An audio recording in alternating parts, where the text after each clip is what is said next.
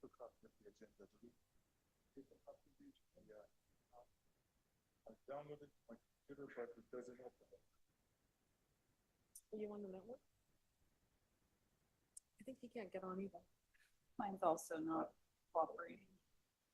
You guys want to take a couple minutes? I could share the password with you guys. It said accepted the password, but it's just rolling. This is on the employee. There's the public. The guest. Public one is the one to the store. Would you like access to the employee? I have to. Oh, was that the agenda guest one? loaded. No, that was the employee one. No, that's. The COC / EMP.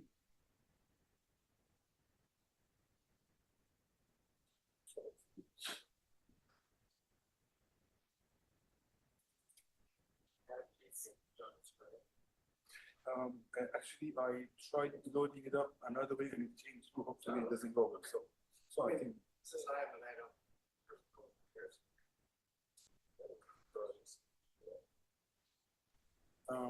Actually, I am ready.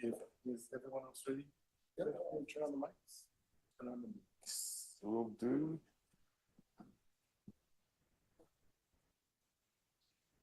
Okay.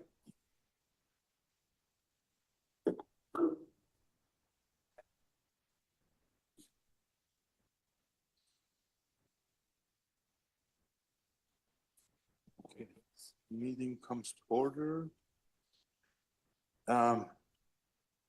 So welcome to the Planning Commission, Campbell Planning Commission, Tuesday, May 13th, 2025. If we can start with approval of the minutes. How about we start with the roll call first? Roll call, that's important, yes, thank you. Let's start with roll call, please. Commissioner Majewski, Present. Commissioner Sisser, Here. Commissioner Ostrowski, Present. Commissioner Buckbinder, Present. Commissioner Crane. Here. Vice Chair Fields. Present. Chair Camcart. Present? Thank you for that. All here. Okay. Minutes. Has everyone had a chance to review the minutes? Okay, looks good. I'll make a motion to approve the minutes of April 8th, 2025. Okay, is there a second? Second. Having a. Second. Thank you. Having a motion and a second, a roll call, please. Commissioner Majewski, Aye. Commissioner Sisser, Aye. Commissioner Ostrowski, Aye. Commissioner Buckbinder, Aye. Commissioner Crane. Aye. Vice Chair Fields. Aye. Chair Camcart. Aye. Okay, that motion passes. The minutes are approved. Communications, agenda modifications. Chair Camcart, Commissioners, none of the above. Okay, thank you. Oral communications. This portion of the meeting is reserved for individuals wishing to address the Planning Commission matters of community concern that are not listed on the agenda. In the interest of time, I may limit the speakers to 5 minutes. Please be aware that state law prohibits the commission from acting on non-agenda items. However, the chair may refer the matters to the staff for follow-up.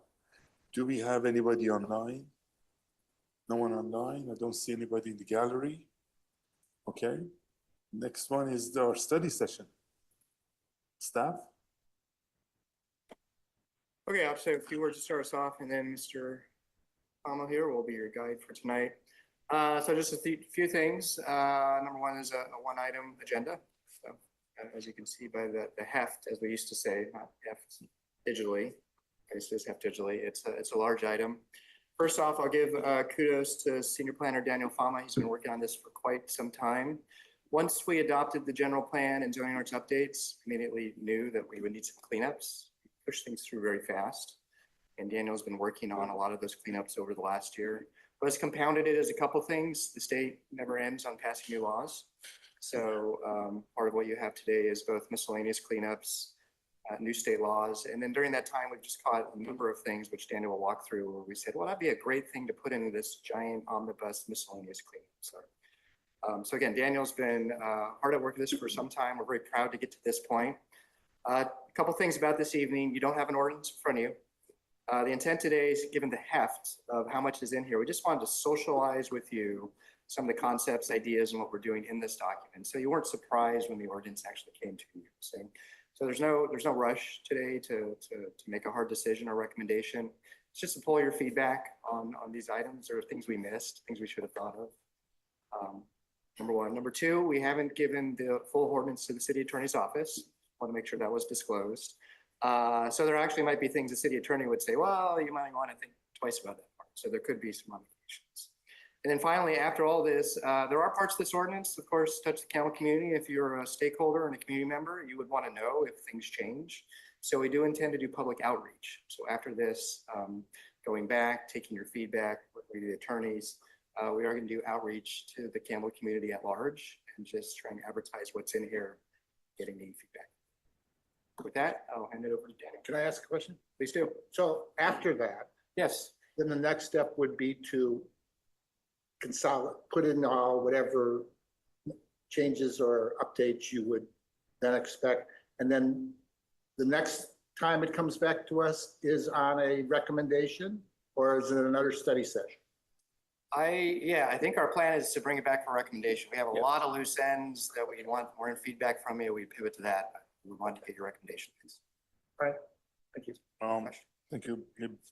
Before you start, are there any other general questions for Daniel before we leave? Yeah, so what is the schedule gonna be for the subsequent elements? Summer. In terms of scheduling, we need to have, obviously, the city attorney's office review the draft. It still needs to be reviewed further internally by myself and the other planners. So there's still some work to be done. So you're kind of being brought into that loop. So still work in progress. Well, thank you for bringing us in early. Commissioner Bookbinder? Broader question. I was under the impression that we're also going to be talking about general streamlining. Is that part of this, or is that going to happen separately? I realize this is probably eating up all of staff time. So it was originally going to be early May. Is that going to be pushed to later? Yeah, three parts to that. One would be, there's parts in here Daniel will walk you through to definitely streamline our permit processes, efficiencies, part one. Part two, I do intend still to come back to you with ideas on how we can change housing element programs to promote housing production. I'm actually planning that for your next meeting. I'm sure if that was the focus for your question, Commissioner Buckbinder. Third, we did come to you a year ago with some economic development streamlining incentives, and you remember you had a subcommittee on this.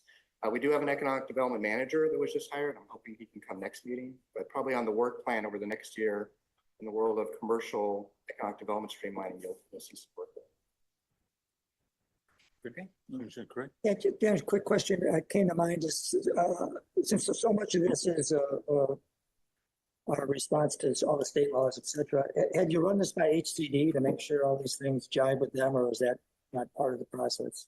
It's not generally part of the process unless we really need clarification. Most of the laws are more or less clear what they're trying to do. Okay, They're just curious. complicated, but once you try to put things together. Okay. Thanks. I got one more question. Okay, hold on. Chair, Vice Chair, do you have any questions? Go ahead. Okay, just about how we're going to do this. So we do this kind of step by step, and then the question is whether, I think, you know, if we go all the way through and then wait for questions, I don't think that's going to work. So we can jump in on questions on a regular basis here. Yeah, it's been broken down into chunks, and we'll get into that right now. Okay. And my question is there anything that's locked in? Is there anything that's, no, we will definitely not change that? Yes, I mean, there are certain areas that are being mandated by state law or by very specific general plan policies and actions that are basically just have to implement. You won't change, okay. Yeah, and again, and the report does touch on this a little bit, but this presentation is really focused on those areas where the city does have some degree of local control. Okay. So where your input actually can inform the final draft. And the goal is to increase production. That's the ultimate goal, correct? That's a goal. I mean, there are many goals here.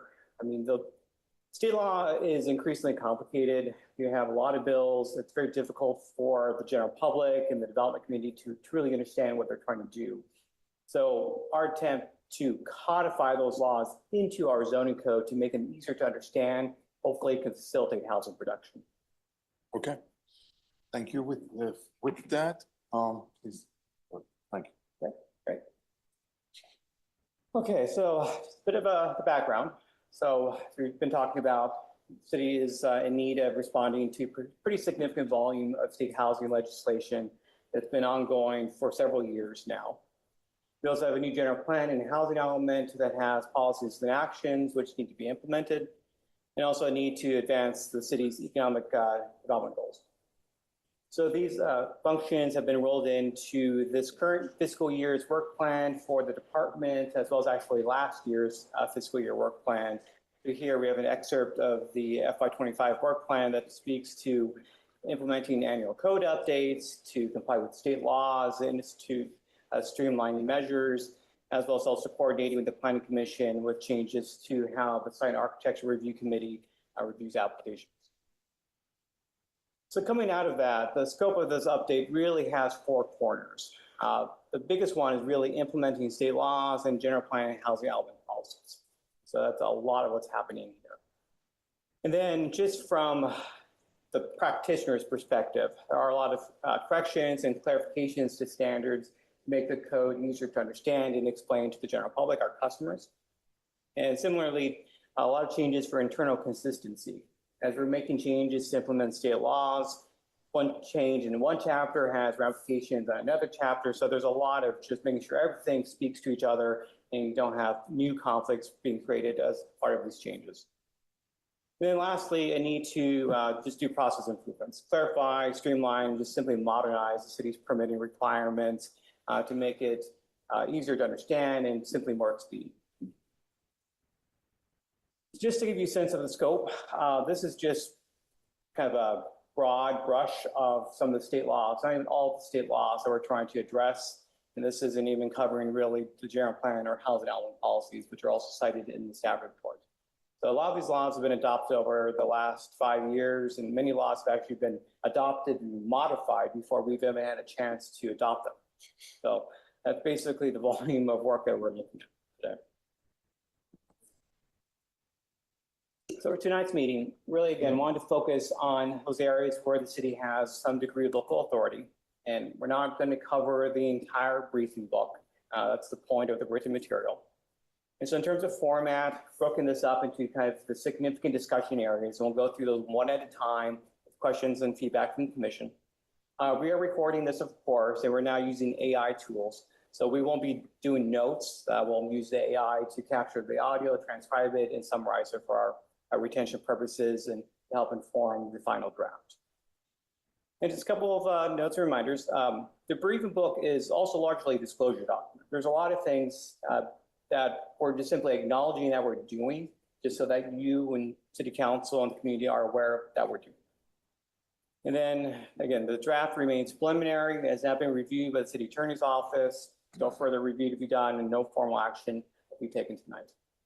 Can I ask a question? Did you say you're not taking notes and you're using AI to summarize our feedback? Yes, but make sure your mics are on. And how long has that process been in place? But a few months or minutes. The technology's been around. We've been piloting it. Yeah, if you have meetings, there's an AI assistant that can summarize. Yeah, no, I know it exists. I just I've had and have heard mixed results. Yes, yes. That's why I'll say- I'm asking. Yes, no, I'll say this. Two things we've been piloting on a couple fronts. Ken actually uses to help assemble the Plan Commission minutes. But at the end of any finished products, we'll have human hands, quality control, and quality assistance. It's for initial sum. Yeah. So the presentation today will have basically 9 sections. So most of this is housing focused. So you'll see 1 through 6, we'll go through those. And then there are a couple of non-residential topics, including commercial streamlining and the site architect review thresholds, which I suppose is also a form of streamlining. And then kind of a list of other discussion items that aren't on the agenda, but if there's any desire for the commission to discuss them, or if you have questions about them, we'll do our best, but those are kind of optional items. Where's number 7 on the list? Oh, what happened? 7. Apologies. The numbering came off. Okay. All right. Okay. So we'll start with probably one of the most significant laws of late. So I'll preface this that a lot of state housing legislation comes with a number of labor requirements, which we hear from the development community really limit the ability for those laws to be fully exercised. SB 9 is not one of those, and SB 684 had been adopted in 2023. And then the update, SB 1123, also does not have any labor requirements. So that makes the law much easier, more accessible for the development community to use it. So we're anticipating seeing a lot more activity at this smaller scale. You said it doesn't have any what requirement? Labor requirements. Labor. Yeah, there's no requirement for union labor. Oh, I see. So that often is an impediment for a lot of development applications. I see. Why state laws have not been as effective as many have hoped. 684 does have. Does not. That does. Does not. So this law allows for 10-unit subdivision projects, up to 10 units. So these can take the form of single-family homes, small lot single-family homes, or condos or townhomes. For a city of our size, this is kind of the bread and butter of a lot of the small-time developers. So again, we are anticipating a lot of activity in this area. SB 1123 made some significant changes to the law that likely will make it much more useful. It now opens its provisions to vacant single-family residential parcels. That's new. Previously, it was only applicable to multifamily residential sites. There is some question of what truly constitutes vacant. Clearly, if you go out there and there's not a house on the property, that's clearly vacant. But there's been some question in the planning community if a homeowner just decides to demolish their house and render their site vacant, is it vacant? So the staff report actually is posing the question to the commission if the city should actually be a bit more progressive. If a project proposes to demolish that house and functionally makes it vacant, should the city simply treat it as vacant and thereby making the project eligible for development under the law? That's kind of the first commission input question. And then just in terms of how the law has been amended under SB 1123, under the previous iteration, you had to either provide the minimum number of units that are identified by the housing element if your property is an opportunity site, which is several, or you had to satisfy the maximum density of the city's general plan. Apparently, that's been a challenge for a lot of these properties because it's actually resulted in too many units needing to be built, undermining the ability of the law to functionally work.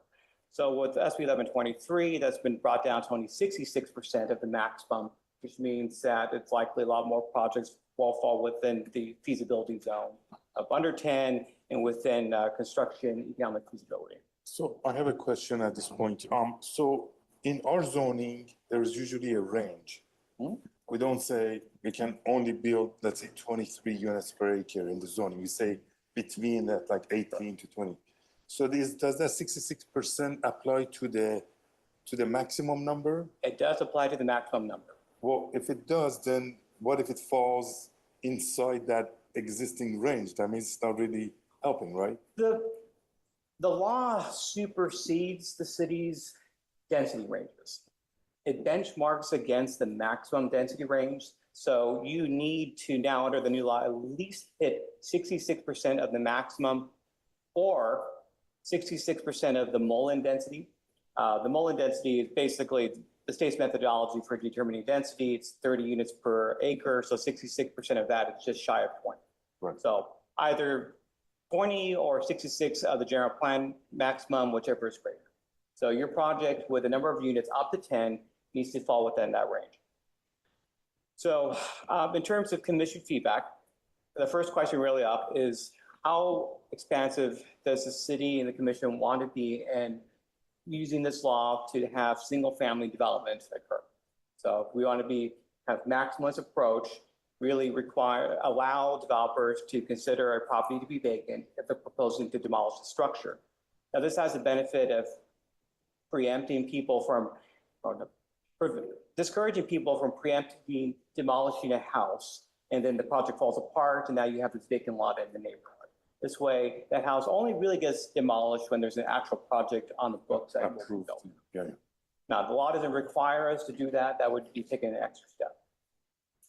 And then in terms of development standards, this law also severely restrains the city's ability to impose development standards such that the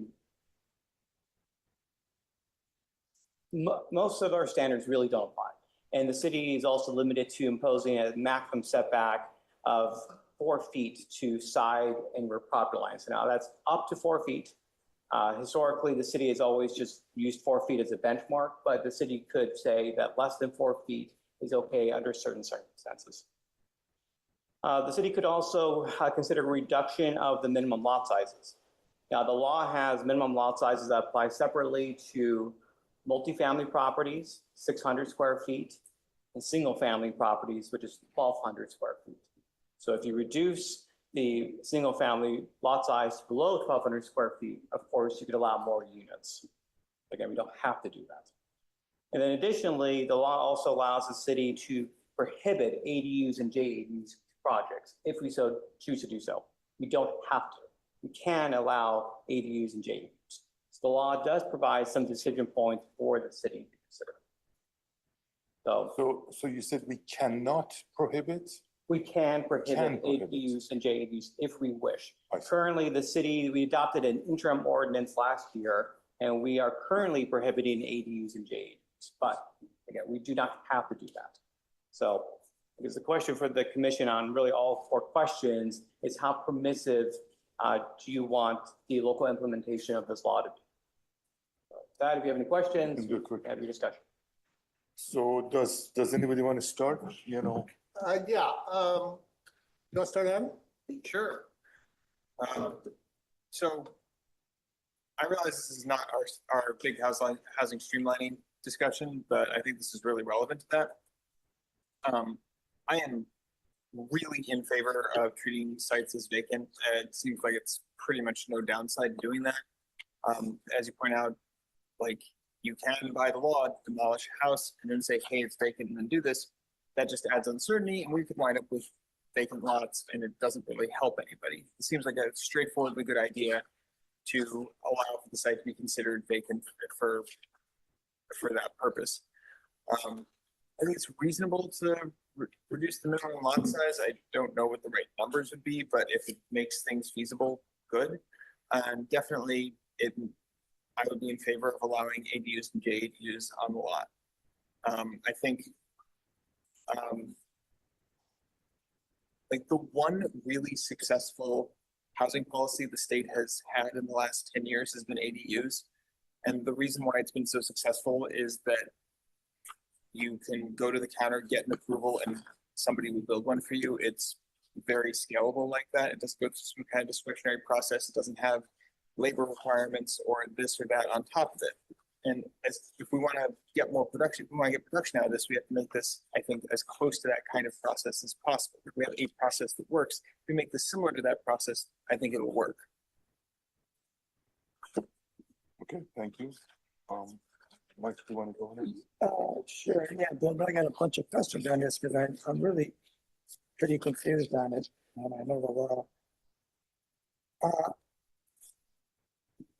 Okay, starter homes up to 10 naturally affordable smaller homes in multifamily zones, but also in single family zones. That's the law. Are there a lot of lots in Campbell right now, vacant lots that would qualify? For On the this? single family side? Yeah, single family. Not very many. Very few. But so under the law then, so anybody that wants to rebuild their property, they got an old house, they're gonna tear it down, they're gonna rebuild something there. So they can tear down their house on a single family lot. Let's say your conventional 6,000, 7,000 square foot lot. You tear down the house and if you say that's vacant, now you can, so what are the practical, so can anybody then build, I guess I'm asking, can anybody tear down a house on a typical size single family lot and then build 10 units on? Up to 10. Up to 10? It depends on the minimum lot size as well. I mean, if you have a 6,000 square foot lot, but with only 1,200 square foot minimum lot size, That would you'll be, get okay, 5. that's one, yeah, that helps. So that's a Okay. limiting factor, of course. And the legislature did clearly intend for single family to be less intensive than the multifamily variant. But the law is very clear that the city can adopt a lower minimum lot size if you choose to do so.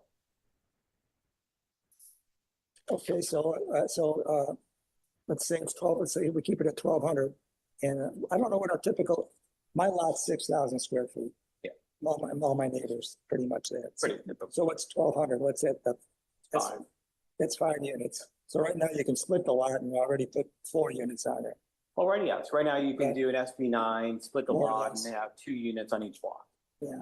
So this is a supercharged SB9 in some ways. You know, realistically though, you gotta have setback, you gotta have access driveway. Well, yeah, so- that's why I'm asking the question. I'm just trying to get an idea. And I will also point out, it's not on the slide, as compared to SB9, there's actually an upper limit to the average living area of these homes. The state legislature is also recognizing that for these homes to be affordable, they can't be McMansions.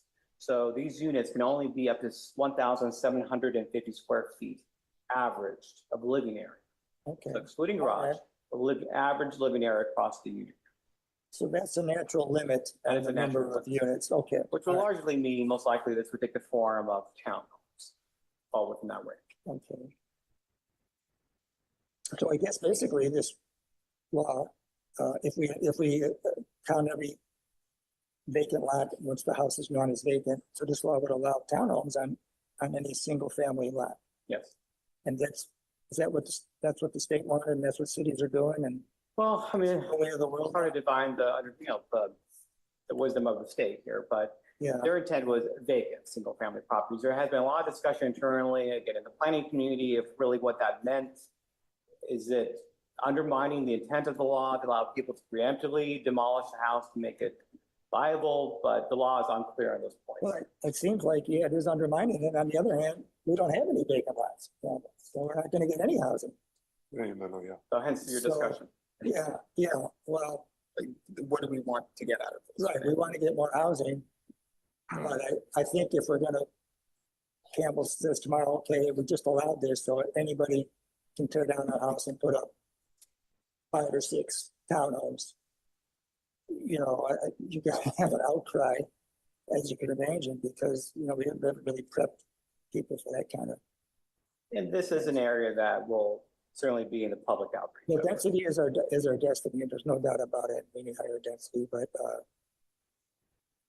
yeah, I think when you just look at this, you know, I think it's a little scary, I guess, I guess I'm speaking from I'm a single family homeowner, you know, and I got that from that point of view is kind of where I'm coming from.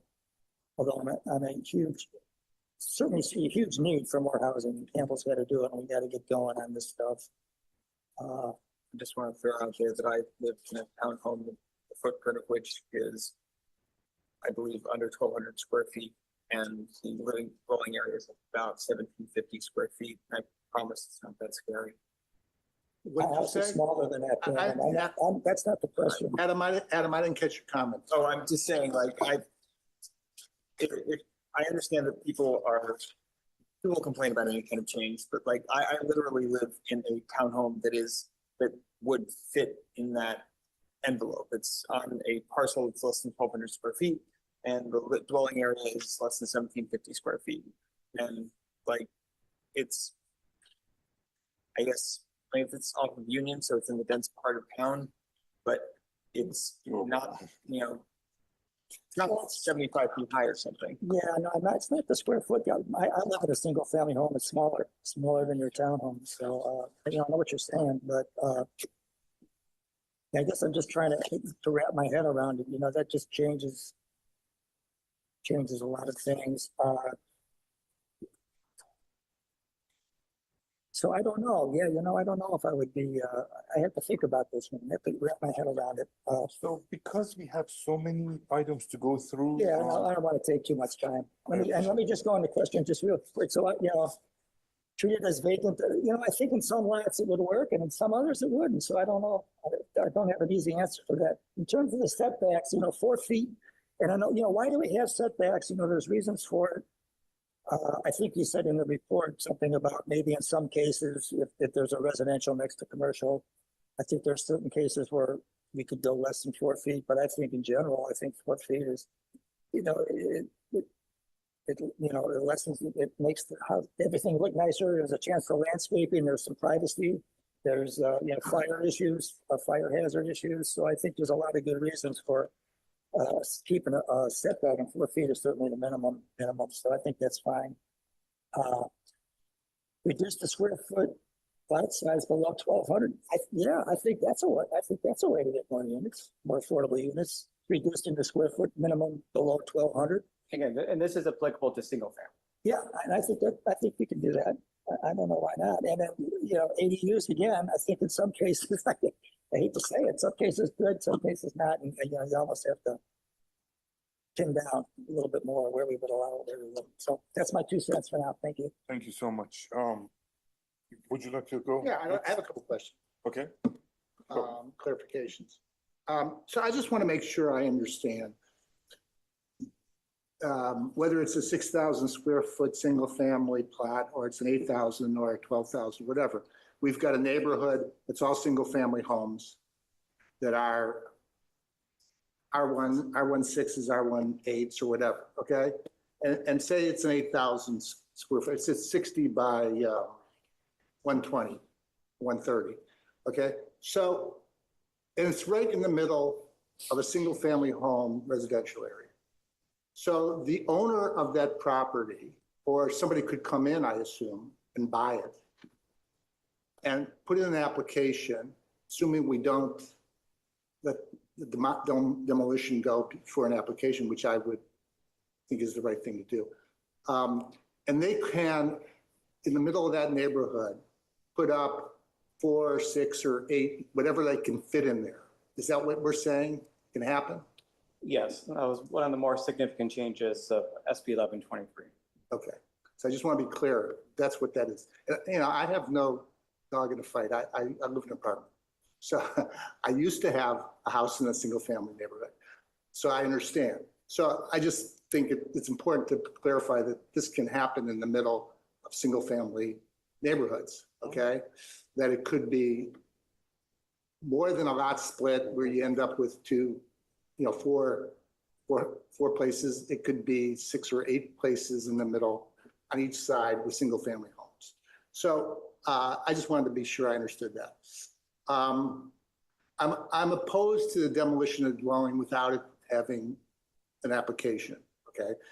That seems, we don't want empty lots. The setbacks, I suppose there are circumstances where it's next to a commercial wall and that it would be okay, but I suppose that would be okay. But I kind of like the idea, like Commissioner Cray says, it's like keep the setbacks. The question of lot size. So I want to get an understanding of the 1,200 square foot. So I'm thinking specifically of the Union Avenue development down there by McGlincy. I don't know if you're familiar with that. 8 units, 7, 8 units. Something like that. On a single parcel. Yeah, that's Okay. actually a good example of what you'd see under this law. Okay. So are those under 1,200? So the question about is there's a driveway, right? So are the lot sizes excluding the driveway? It's a good question. And do we know how big those lots are? They're pretty small. I think that one was about 8,000 square feet. No, I mean the The individual footprints? units. I didn't look at that one. I actually did look at the recent Latimer Avenue project, and those were in the 900 square foot range. Okay, so it's not unusual for it to be under 1,200 square feet. Yeah, at the townhome scale, that's probably fairly. Yeah, for the typical. 3-story townhome. I mean, some of these really tight townhomes are functionally the footprint of a tandem parking garage. That's basically the bottom. So it can get pretty small. that's the extreme. That's the extreme, but that's, I extreme, mean, yeah. feasibly it can get that tiny. Yeah, and a lot of these that we've done are, it seems to me they're under 1,200 square feet. Some of these we've done. I'm thinking of the one off of Winchester where it was 2 parcels, but we got 6 units in. It's right down the street from Campbell. I forget the name of the street, Sunnyside or Sunnydale, whatever the street is. Kennedy, Sunnyside. Sunnyside? So it seems to me that's not uncommon when they put up the 3-story things that it could be under 1,200 square feet fairly commonly. Correct. Would that make sense? Which is why reducing it from 1,200 square feet to something lower would make the law even more usable in the single-family neighborhoods. Well, it would make the law more usable in terms of putting more units in. Yes. Okay, so if we constrain them to 1,200 square feet, Correct. then we're constraining the number of units. Yes. Okay. Now, to your question about what is included in the lot size, that's a good question. The law historically in our practice has been if you do a townhome development, you have to create a homeowners association and you put the common driveway, common landscaping, and a common lot that's separate from the main lots. This law prohibits us from doing that because the HOAs and the CASA CCNRs are seen by the state as an impediment to housing production. So it is actually conceivable for a development to be created in such a manner that there's actually no common area, so that that common driveway is actually an easement across the lot, and you have reciprocal agreements, preempting the need for an HOA or CCNRs, theoretically reducing their overall cost of the project to be built. So that number could or could not include common areas depending on how the developer proposes the subdivision. Okay, so my only other comment then would be, And I already comment on the other ones, is that I would tend to, if we go under 12, I would still want to constrain it somewhat. I think if you constrain it, I'd be happy with 1,200, but if other commissioners think, well, we could go to 1,000 or whatever, I wouldn't jump. The problem I see is that if you reduce it, you end up stuffing more units in what could be a single-family home neighborhood. I'm assuming there's no limit to, on a street, doing this, but then the guy down the street can do it. Correct. Okay, or across the street. Just in terms of your question on the union, Larissa is telling me that the lots were 817 square feet. Thank you. Thank you so much. Yeah, I'm wondering, I guess, what are the potential downsides of, like, why would we not want to allow ADUs or JADUs? What would be the concerns with that? Well, I mean, you just have more development within the sites. Crowded. It's unclear if the 80 square footage is included in the average of maximum allowed of 1750. If we ask HCD, they'll probably say no. And so one could argue that allowing a townhome with this ADU, that's actually going to result in a more expensive product because now you have ADU. Of course, it's offset by the ability of the homeowner to rent the ADU, but there's not necessarily a clear trade-off.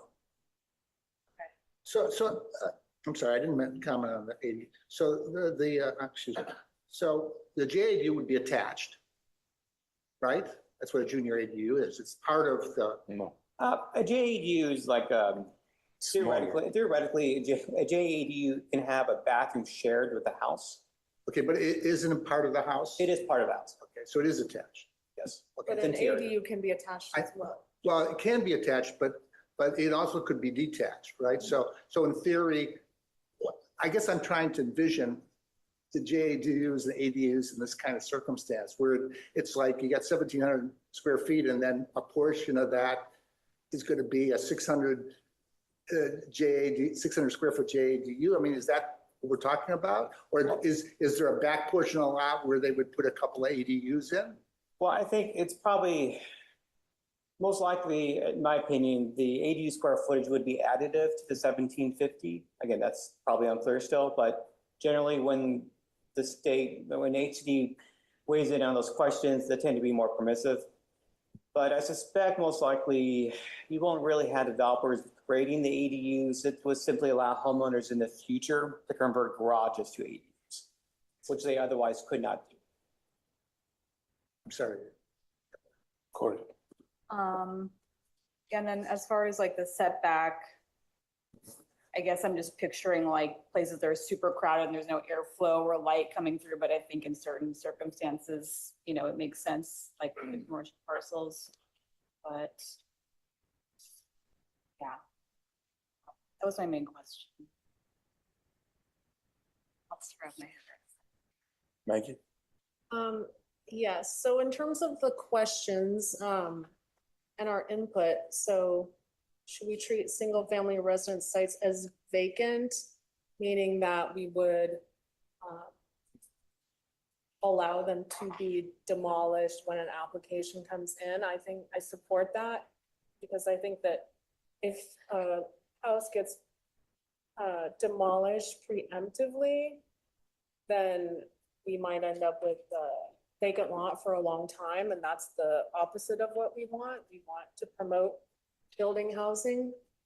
I think having a 4-foot setback is reasonable. Having less than a 4-foot setback in certain cases, I'm in favor of, in certain situations where it's adjacent to a commercial building, it's adjacent to, let's say, a sidewalk on a corner lot, or some other non-single family property line. In terms of reducing the square foot minimum lot size, I agree with, you know, what some of the other commissioners said. It does make sense to reduce the square footage. I think based on what I've heard here from developers, the developers do a nice job of looking at the property, like looking at the need of the market, and then designing the right product that's gonna meet the kind of intersection of what the community can handle in that lot and what is marketable. You know, and we've seen examples where developers have said, well, we don't want to build to the maximum because that's just not going to be commercially viable for us. We think this is a better product at a lower density. But I think it's important to give them that option of what it is that's going to work in that market on that lot. So having flexibility in terms of a lower minimum lot size makes sense to me. As far as allowing ADUs and JADUs, that also I'm supportive of, because it just provides more flexibility in terms of the housing stock. And I know in some of our code, basically, you know, the developers are allowed to make kind of ADU, JADU ready units, where it also just allows flexibility for the new owner to either use the property as it is or rent out a part of it if they're actually not using that space for their own purposes. And that again allows just flexibility for, you know, the community, and provides more and additional housing opportunities and additional types of housing opportunities. And I think with our housing element, we did a great job of, you know, outlining, allocating where we want to have this much higher density. We designated those sites, but they really were on the very high density side next to, you know, main corridors, main transportation corridors. And then this is looking at, you know, how do we evolve the rest of the community?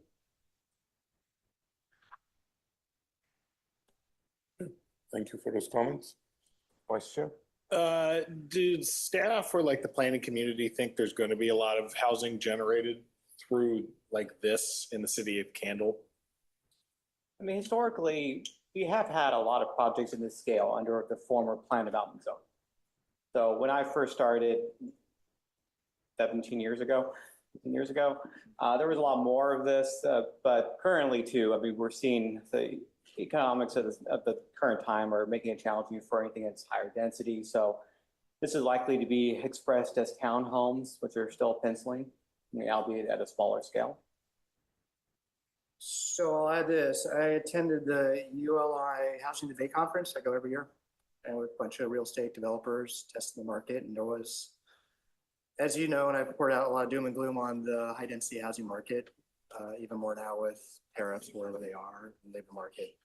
But they did have at least 2 sessions that said developers are pivoting, to echo Daniel's point, into, I'll just say broadly, this missing middle category. And that could be anything from townhomes to small stacked flats. So I heard a lot of chatter at that conference recently about people focusing in this area. That's what pencils at this point.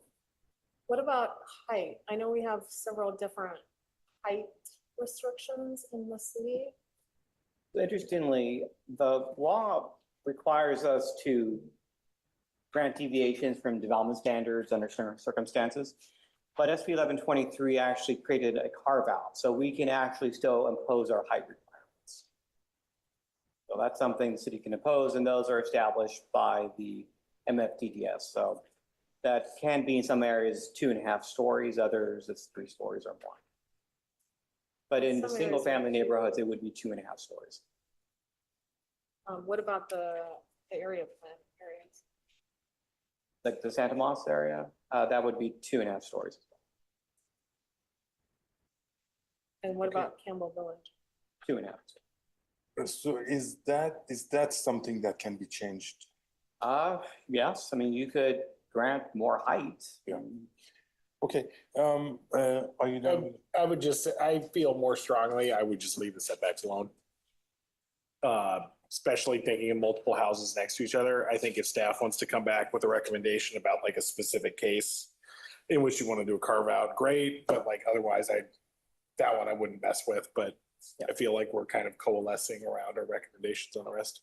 Just highlighting that's something the law allows, and it's up to 4 feet. Sure. I mean, I think you're right, practically speaking, if you want to have windows, you need to have a setback, so. Yeah, I live in a neighborhood that's all 0 lot lines, so we don't have a setback on each side, and it's incredibly annoying. It makes maintenance weird and painting, and I like it. As a question, so 2 things. One, I'm pretty sure that you cannot have a detached JADU by definition, they have to be That's attached. And second, if you have a 0 side setback, does that mean you can build townhomes? And like that's essentially, Well, we're actually talking about the law precludes setback requirements of the new property lines.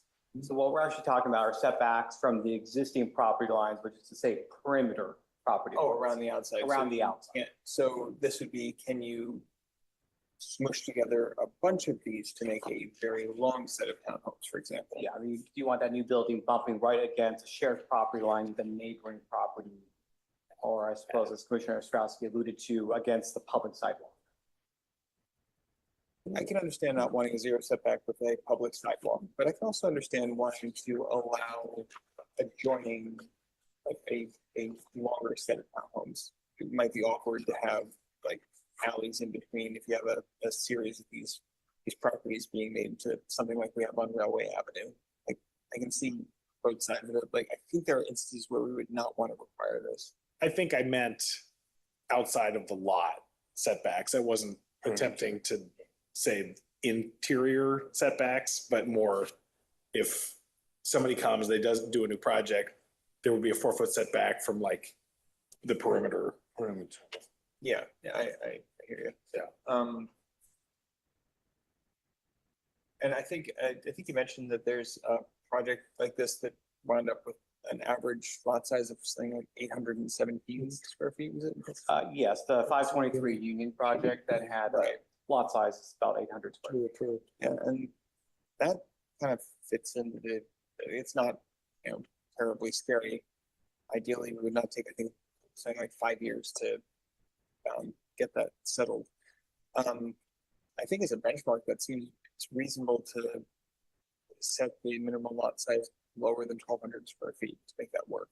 Whether it's all the way to 600, which is what we have for multifamily lots, or just something like 800, which is clearly something that made a feasible setup. I'd be in favor of that. Yeah, just, yeah, Daniel, do you know, in Campbell, has the imposition of 4-foot setbacks, has that blocked any projects from going forward? Has that been a big hindrance? No, I mean, the state has kind of settled at 4 feet being the appropriate setback for ADUs and SB 9. It just, the law says up to 4 feet, so it's just acknowledging that it's an area where the city does have some discretion. Just wonder. Thank you.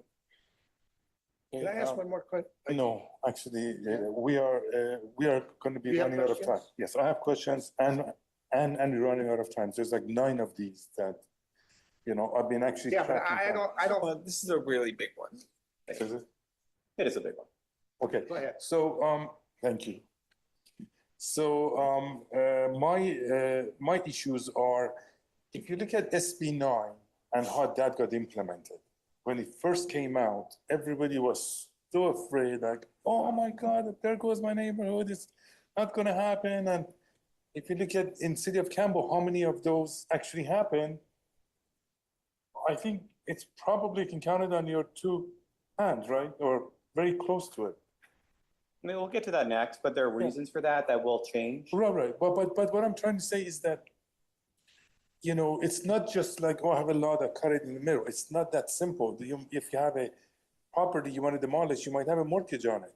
The bank isn't okay with you demolishing it, where's my security? So there's a whole bunch more into this that happens than just, hey, I don't want you to get rid of. There's so much more. And so to give you my feedback, I for the SB 684, I agree with Maggie and some of my other commissioners that yes, when they come in with an application, then it's okay to demolish, and use the 684, not demolish first and then, try to make it. So provide options. I think that's my keyword. If you said, give me 3-word answer, provide options to developers. 4 words. Requires for the requirement for the minimum density. Yes, absolutely. Again, you provide options, they give you good products. You don't provide them options, they give you bad, products. Treat single family sites as vacant. Okay, so I already addressed that. The 4 feet, I think 4 feet is a good number, but in certain cases, it may make sense to go smaller. So again, I would opt for giving the option to the developer. Lots below 1,200, just like we've seen with the Union Avenue, I would be in favor of lowering it, and I can't read the last one. Allow ADU, JDUs for, yes, I would say let's provide that option as well. And I think when we have the freedom to innovate and when we have freedom to come up with good designs, then the community will benefit, and I think that's what happened to Silicon Valley. Provided the environment and it flourished, so we're gonna do this with the, you had one more item and. yeah, I just changed mine because I'll get to the other item later. But on the JADUs, would it really be reasonable to restrict the number rather than 1-to-1? To say if it's an 8-unit thing that there could be two ADUs or JADUs? Haven't we done that in the past where there was some kind of restriction on how many of the units in this kind of configuration? I'm not sure, but would that be a reasonable thing to say, well, you got 8 units, then you're going to have every single one of them as a JADU? Seems like a lot. Would it be reasonable to consider restricting a percentage of the units, saying 25% or 40% of the units can have a JADU or ADU? I mean, that's not Or something is that's crazy? That's not crazy. It's just that the laws have a lot of gaps. There's lots of questions that get asked of our staff, and a lot of times we simply don't have good answers because no one's ever asked a question yet. And that's one of those. It's unclear if we allow ADUs, if we have to allow them to the fullest extent required by the law, or if there's some middle ground. I mean, again, HCD, when asked those questions, tends to be more aggressive in their reading of state law. Alan, I think a project came before us, but that was involuntarily, they were doing it. They had 8 units and 2 of them had ADUs, but that wasn't a requirement. Next slide. Thank you. Okay, moving on to urban lot splits, single-family residential subdivision standards. So you're all aware of SB 9.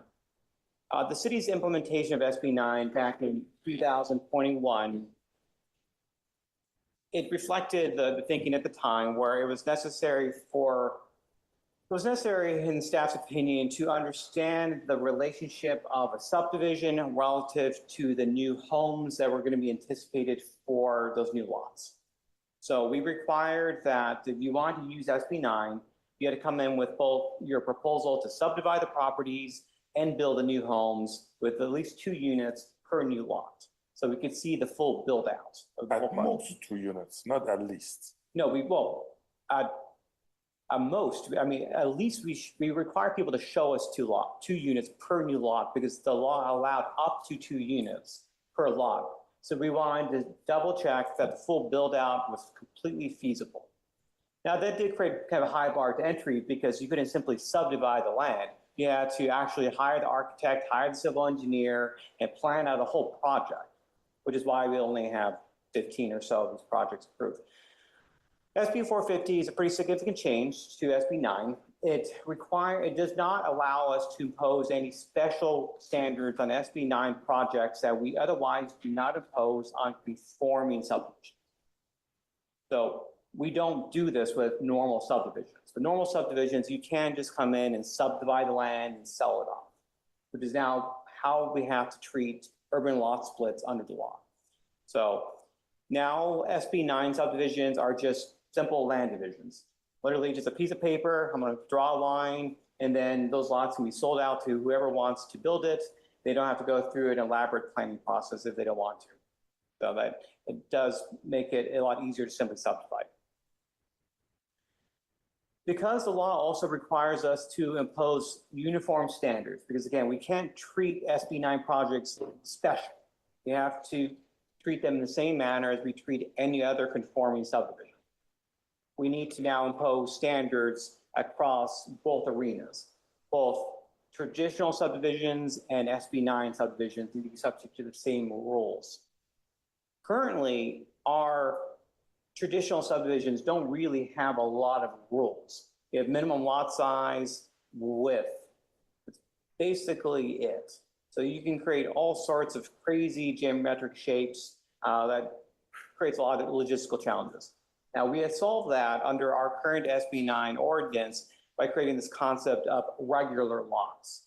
So in order to subdivide a property, you had to create a traditionally shaped lot, such as a pie shape, a corner lot, a flag lot, a key lot. It just couldn't be, a starfish. You had to have something that actually made logical sense.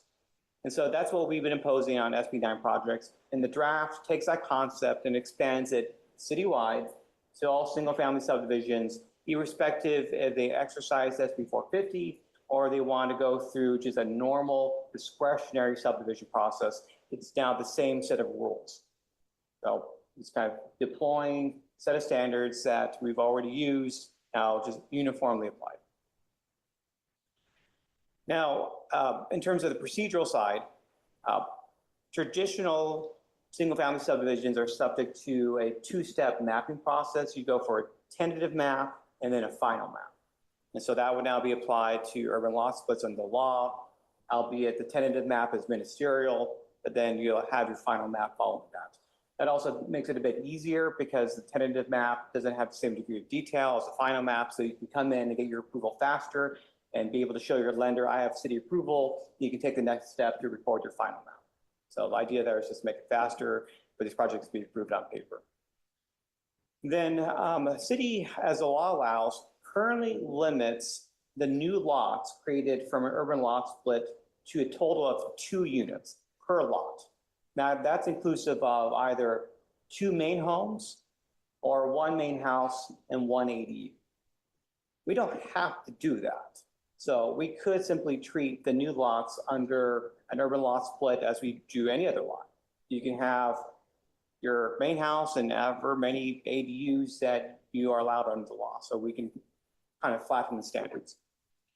So really, most of this is fairly baked into the ordinance. The big question here is the commission's desire to allow ADUs on lots resulting from an urban lot split. which again, currently not allowed, but would allow more than 2 units per new lot.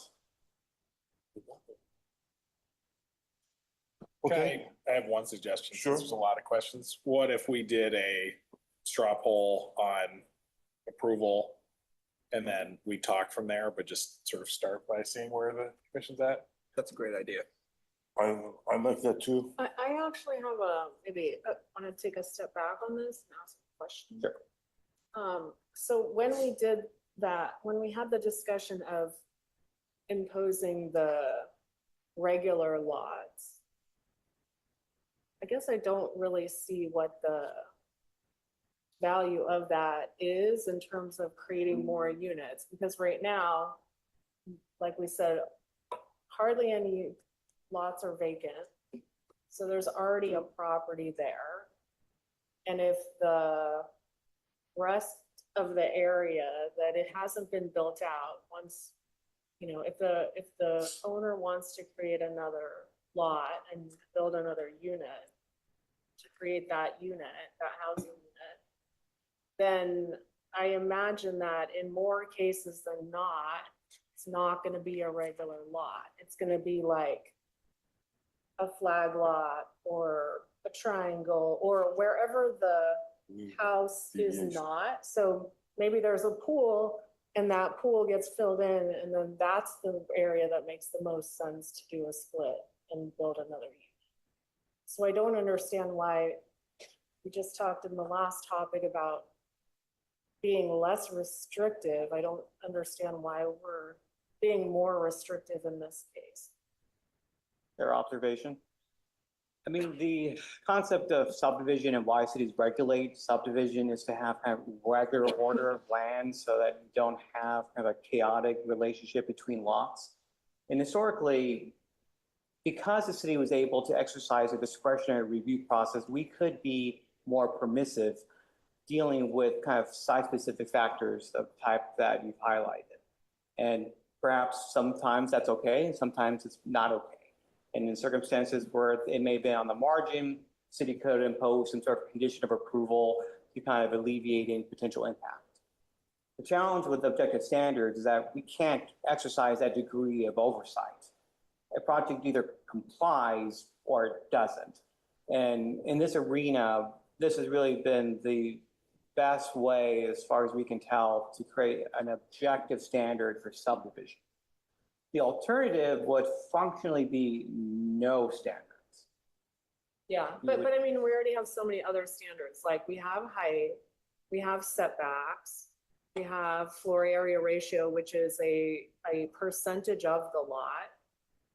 And we have the other one, which is the lot coverage. Sure. And all of those things set a maximum on how big or how intrusive a property can really be. So if you have like the back third of your property and you want to subdivide it, it's a small lot size, so that unit is going to be correspondingly small. It's just how the ratios work based on the existing standards that we already have. And if I can chime in, as a civil engineer who practices this for my clients, I help them draw the lines. The more lines you have, the more area you lose, because the more setback you're subject to for that line. If the line is not straight, you end up losing more land due to setback. So ideally, the developer or the homeowner, they don't want additional lines either, but sometimes, to Maggie's point, you need to. And I will actually add, that reminds me of setbacks. The challenging thing is, with regular lots, it's fairly straightforward to identify where the front is, where the side is, or the back is. Once you start getting with irregular lots, it becomes exceedingly difficult to actually say which lot line is actually the rear, Right. or the side, or if it's curved and multi-segmented.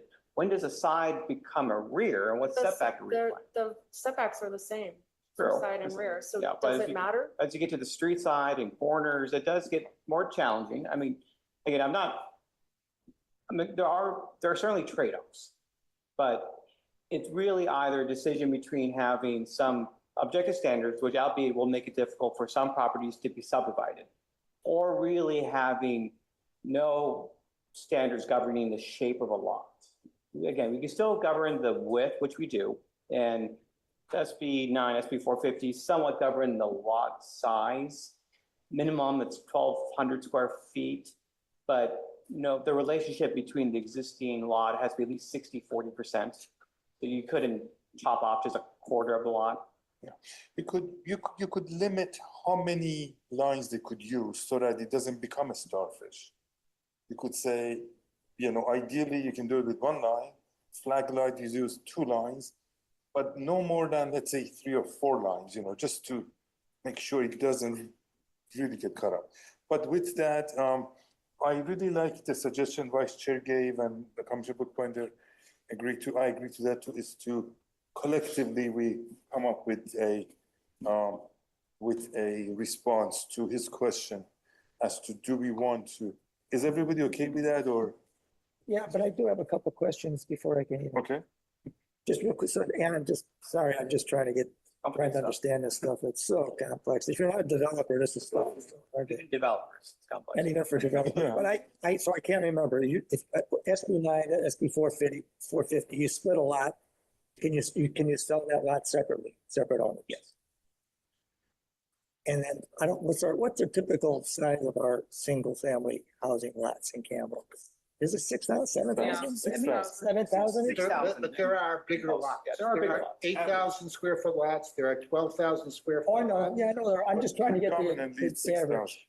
Yeah, I know, for the regular tract developments, they're 60 by 100, right? Yes, exactly. But there's places, because of San Tomas, where it was county, they either go to 120 or they go to country lots, which were 200 feet, 200 feet deep.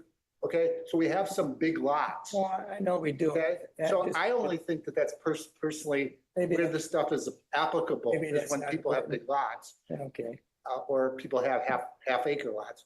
But I guess I'll put in my vote in terms of, I think we could allow ADUs if there was a limit to an ADU, saying 1 or 2, a JADU and an ADU, or 1 ADU and on top of a single family home. It's like, allow ADUs, but restrict the number of ADUs.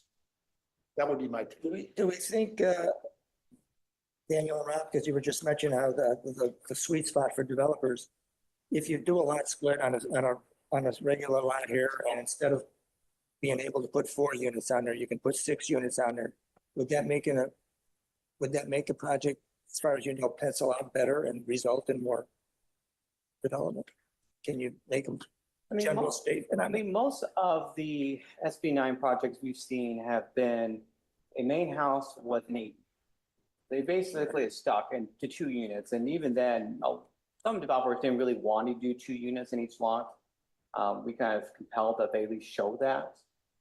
But, I mean, the benefit of this law over, say, the prior one is that there are no size constraints. Here, you can actually have a larger house, 3,000-4,000 square foot house. That's Yeah, at a different market. well, okay. So how many ADUs would you say do we want to recommend? Maximum number of ADUs, JADUs? That's the We question, need to do correct? some research. If we allow ADUs, can we actually limit them? That's probably, I think, an open question a little bit. I mean, right now, under the current zoning, if you have a house, you can have an ADU and you can have a JADU, I think you have 3, right? 2 ADUs, 1 Yeah, JADU. and honestly, it's a little bit of an open question with the state if there's actually an upper limit on the number of ADUs you can have. But I ADUs think or by right, JADUs? ADUs. I think by right, you can have 2 ADUs. One is called a state Oh, that's the something new- state. Yeah, the state exempt ADU, that's State clear you exempt can have ADU, one of those. JADU and then regular ADU. Right now, as the law stands, you have that already. Well, again, but we've had some correspondence with HCD. It's a little unclear at the moment if there's actually an upper limit on the regular ADUs. Oh, I see. So it may be more. Yes. I see. Okay. Well, I would say if we can limit them, I would limit them to So, some yeah, number. we can certainly look into that. That's my personal thing. I would take the opposite position. It's the one housing program which has been unqualified success. I would not put limits on it if we can avoid doing that. We'll find out if we can, and then we'll talk about Yeah, it. if we can, my vote would be, we should allow it. We should allow ADUs. We should allow Yeah, I it. agree with that. We should allow ADUs. Because it's and a runaway creates housing success. stock. and Straw poll time? Okay, how many of you would support unlimited number of ADUs? If it's allowed? 1, 2, 3, 4, 5. And I guess so the vote is 5-2. I still think we should take another look at this regular lot question though. You mean as far as how to cut it up? Yeah, like Okay, whether we yeah. really want to have these restrictions on how Yeah. we have, I mean, I think the PD program worked quite well and I don't really, I think we're worried about something that's not going to happen. A starfish lot is not going to happen. Sure. To your point, it also would restrict the size of the unit. It would be much smaller. I think this is an area where we just need to like let the market determine what makes sense on the land that remains. I hear another straw poll. Okay, Sure. so how many of you would support not having a limit on how to cut up the land? Cut up the land. Um, How many lots you can create? no, how to cut it up, meaning that Oh, would they it, don't have to be standard it lots. doesn't have to be standard, it could be, you know, It basically allows the owner think that's to fine, like yeah. look at what's Yeah, that's the fine. buildable land and then make the best use of the Yeah. land that's not the house. That makes sense to me. so, I really don't understand where that comes into effect. I don't understand where, practically speaking, making an odd lot. sometimes you got tree in the way, sometimes you can't go through the tree, sometimes you have an existing garage that you don't want to demolish, you don't want to go through the garage, so for those reasons, you can meander, you know, so that you both get the What if 40%. you, what if you have your house and you have an ADU on the back right side and you're like, okay, I could sell off the back left side of my property and, you know, someone can build a little unit back there. But that's not meandering, that's just cutting, Well, but that's not a regular. if you can make but the it's 40, not- if you can you make the wouldn't- 40%. You wouldn't be able to do it. Yeah, That's the sometimes you point. Like cannot right do it, now, but the just rule to- is so restrictive. But you want them to like, just to get to the 40%, you want them to meander down the side and everything, so you can make the 40%. I That's mean, what we're I talking think that we should not have the 40% either. Well, it's sort of that's like- But state law. that's a state law. That's state law, we can't change It that. has to be 40%, You know, so it For makes now. it even harder. And Yeah, I think that's probably even more reason to not have a regular lot restriction. I will give an example of why it can be necessary to have this type of requirement. We actually had a proposal recently. Somebody was trying to, they had a corner lot at a major intersection, and they were trying to create a flag lot from the corner lot such that the driveway, the stem, would be right at the intersection corner, oh, which, as if you're driving on the road and you try and take a right turn, you're basically right at someone's driveway.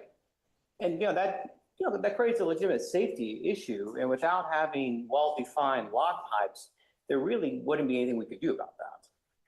so safety should be a concern, you know, but if safety is not the problem, then I mean, there's just kind of logistical, the day-to-day practicality of being able to tell people what the rules are and be clear. I need to have a fairly easy to understand playbook. The more lots get strange, it gets more difficult to. one other thing we could do Plans. is we could limit how many lines, like, let's say, no more than 4. So if you need more than 4, then this lot should not be subdivided, or, Well, 4 is a regular lot. no, I mean, using four lines to divide, rather than either one line or just. not counting the sides that are. No, not Kansas, yeah, it would be, how many each? That sounds so weird to me. I'm sorry. I It's just do it totally every weird. single day at work, you know. I like to come down to, there's like, whatever number there were, 8 or 10 possible choices. It's like, that seems reasonable to me. And I will add as Regular well, lots. The city council adopted a interim ordinance that admittedly the language for the definitions of lot types were too restrictive. So this draft actually does pare that back. So it's still objective, but it's not as specific. So, Currently, we're literally demanding people have 90-degree angles at the side and rear property lines, which is proven to be too challenging. So this is a draft that's not that specific. I'm actually working on a project that the street is skewed. You cannot have 90 degrees Yes. if you wanted to, so. Correct. So the language here is not that restrictive. Okay, One quick question, yeah, I figured out how we are, but in terms of ADUs, can people sell those individually? They can, if the city adopts a program to allow them to be sold individually. And we That we is haven't done something that. that the city's not required to do, and it's not really been floated by the city council. It's not on the housing element. Okay, and how about in terms of any like deed restrictions on how much they can rent or sell? Those are not allowed. Okay, they're not allowed. Okay, thanks. okay, so should we then come up with the advice? Those of you that would allow unlimited number of plots to separate two lots? That's fine with me. Okay, so 1, 2, 3, 4. So that this motion wins. So, 4 to okay, so the majority are okay with no limits. restrictions, requirements, or the shape of new lots. Well, what does the minority want? I mean, you have some. I only feel like I don't understand it Safety, enough. well, there's safety issues.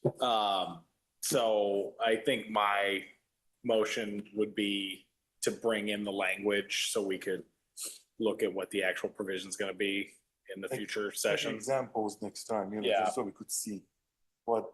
Because like I'd like, it's persuasive. I just don't know what. Yeah. I mean, my concern, one of my concerns would be that you have this odd shaped lot. Or both of them end up as odd shaped lots.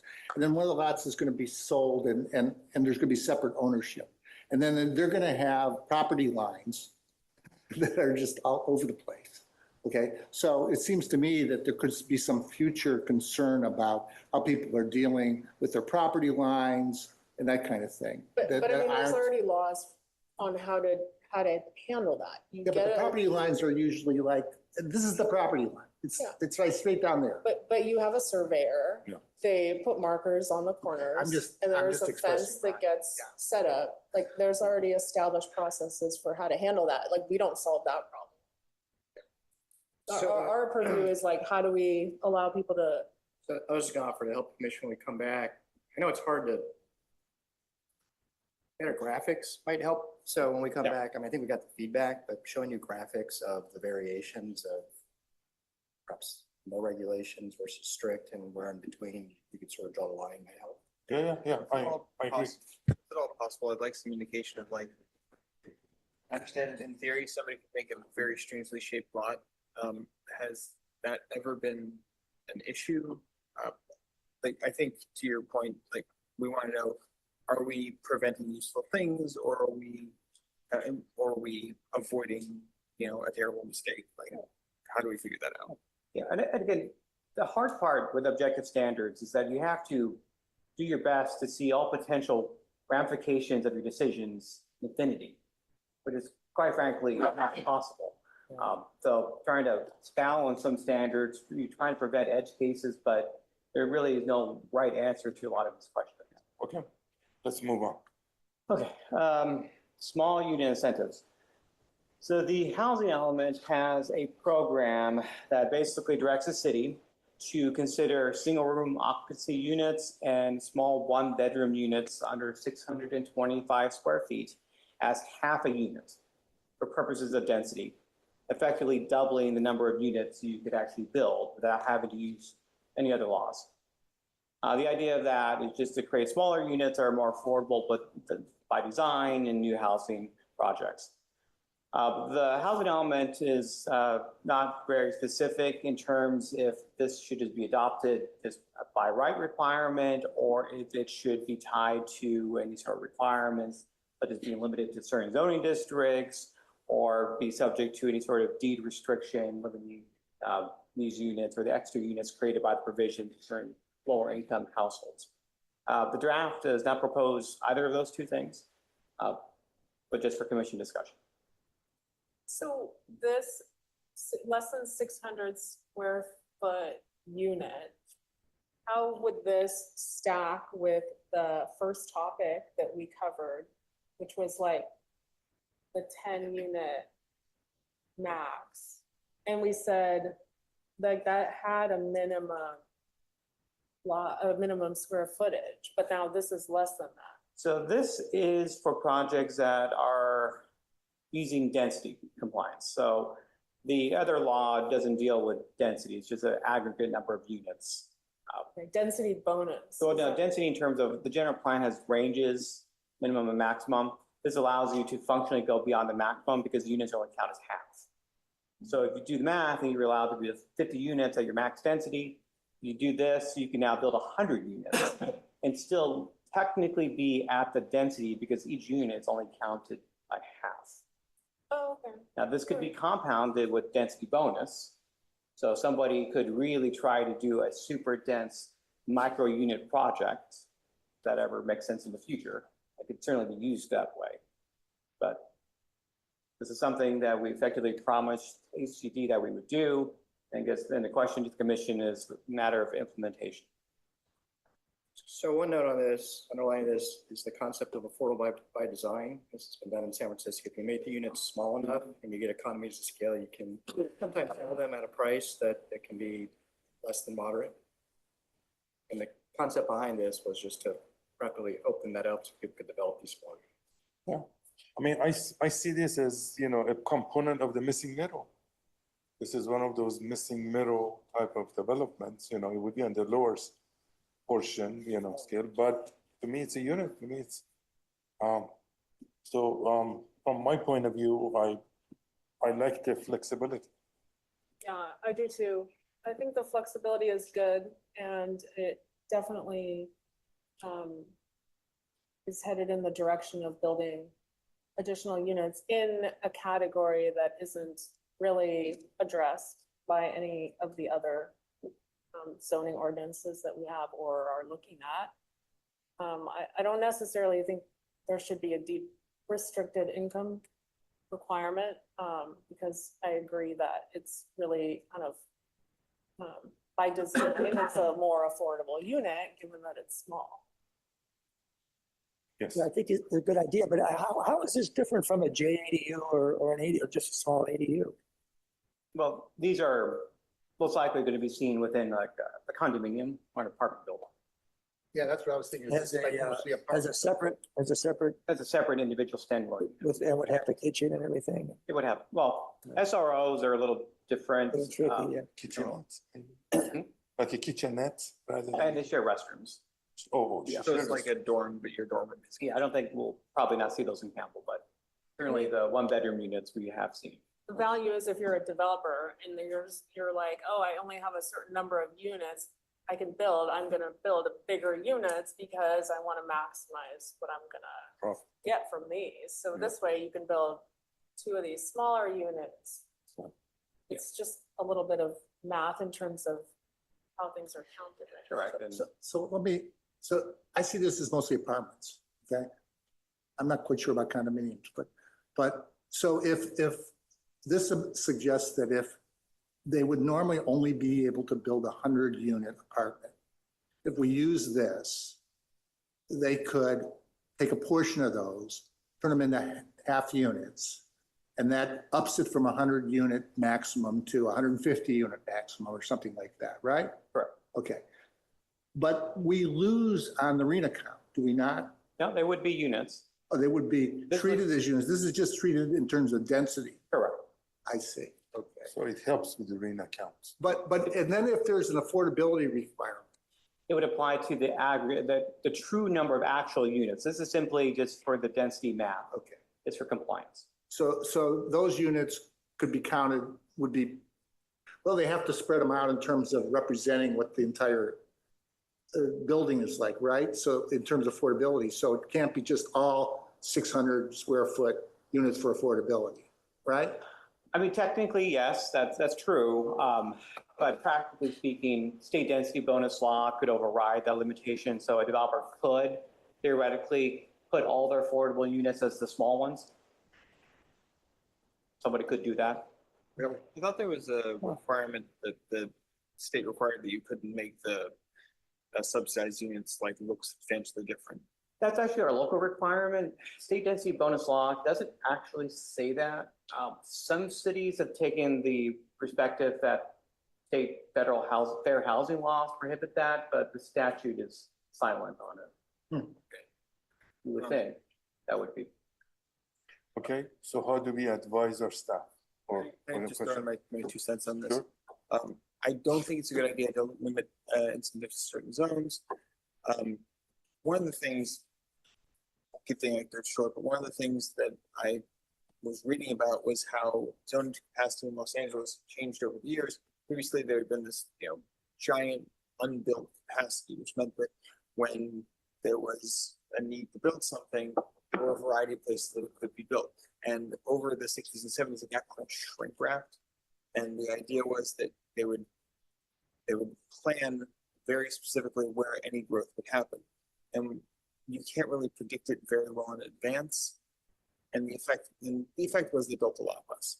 I think limiting incentives in general, like there's not really an incentive for somebody to do this in the middle of San Tomas where there is like nothing you can walk to. And in general, I am not in favor of requiring deed restricted income targets. That is, I see that as a method of taxing new housing to get new housing, and we'll wind up with less new housing. And if we're trying to get more, that'll have a negative impact. That's my 2 cents. Okay, thank you for that. Any other comments? The limited on zones, what kind of limit on zones are we talking? Well, I mean, for example, the city could limit the exercise of the provision only to the higher density zones. So, but to Commissioner Buckbinder's perspective, that may just happen naturally anyway. So to answer those questions, so we're okay with half units, providing that, okay? Okay with that. Next one is encourage affordable by design housing. Again, yes. Yep. I Yeah. don't see. Well, that's just a feature. That's benefit. okay. That's just the benefit. Should the incentive be limited to certain zones? No, I don't think so. okay, Not if it meets the allowable, it would seem. As long as it meets the allowable. and then the last item on this slide, should the incentive require deed restricted income targeting? And No, I think we said no, So I'm unclear about this one. okay? So if we don't do this, does this mean that there's a 600 square foot studio unit available? And if we don't restrict it, a $200,000 a year, 25-year-old single computer programmer can rent that out? Right? The unit would just be whatever the market would stand. Okay.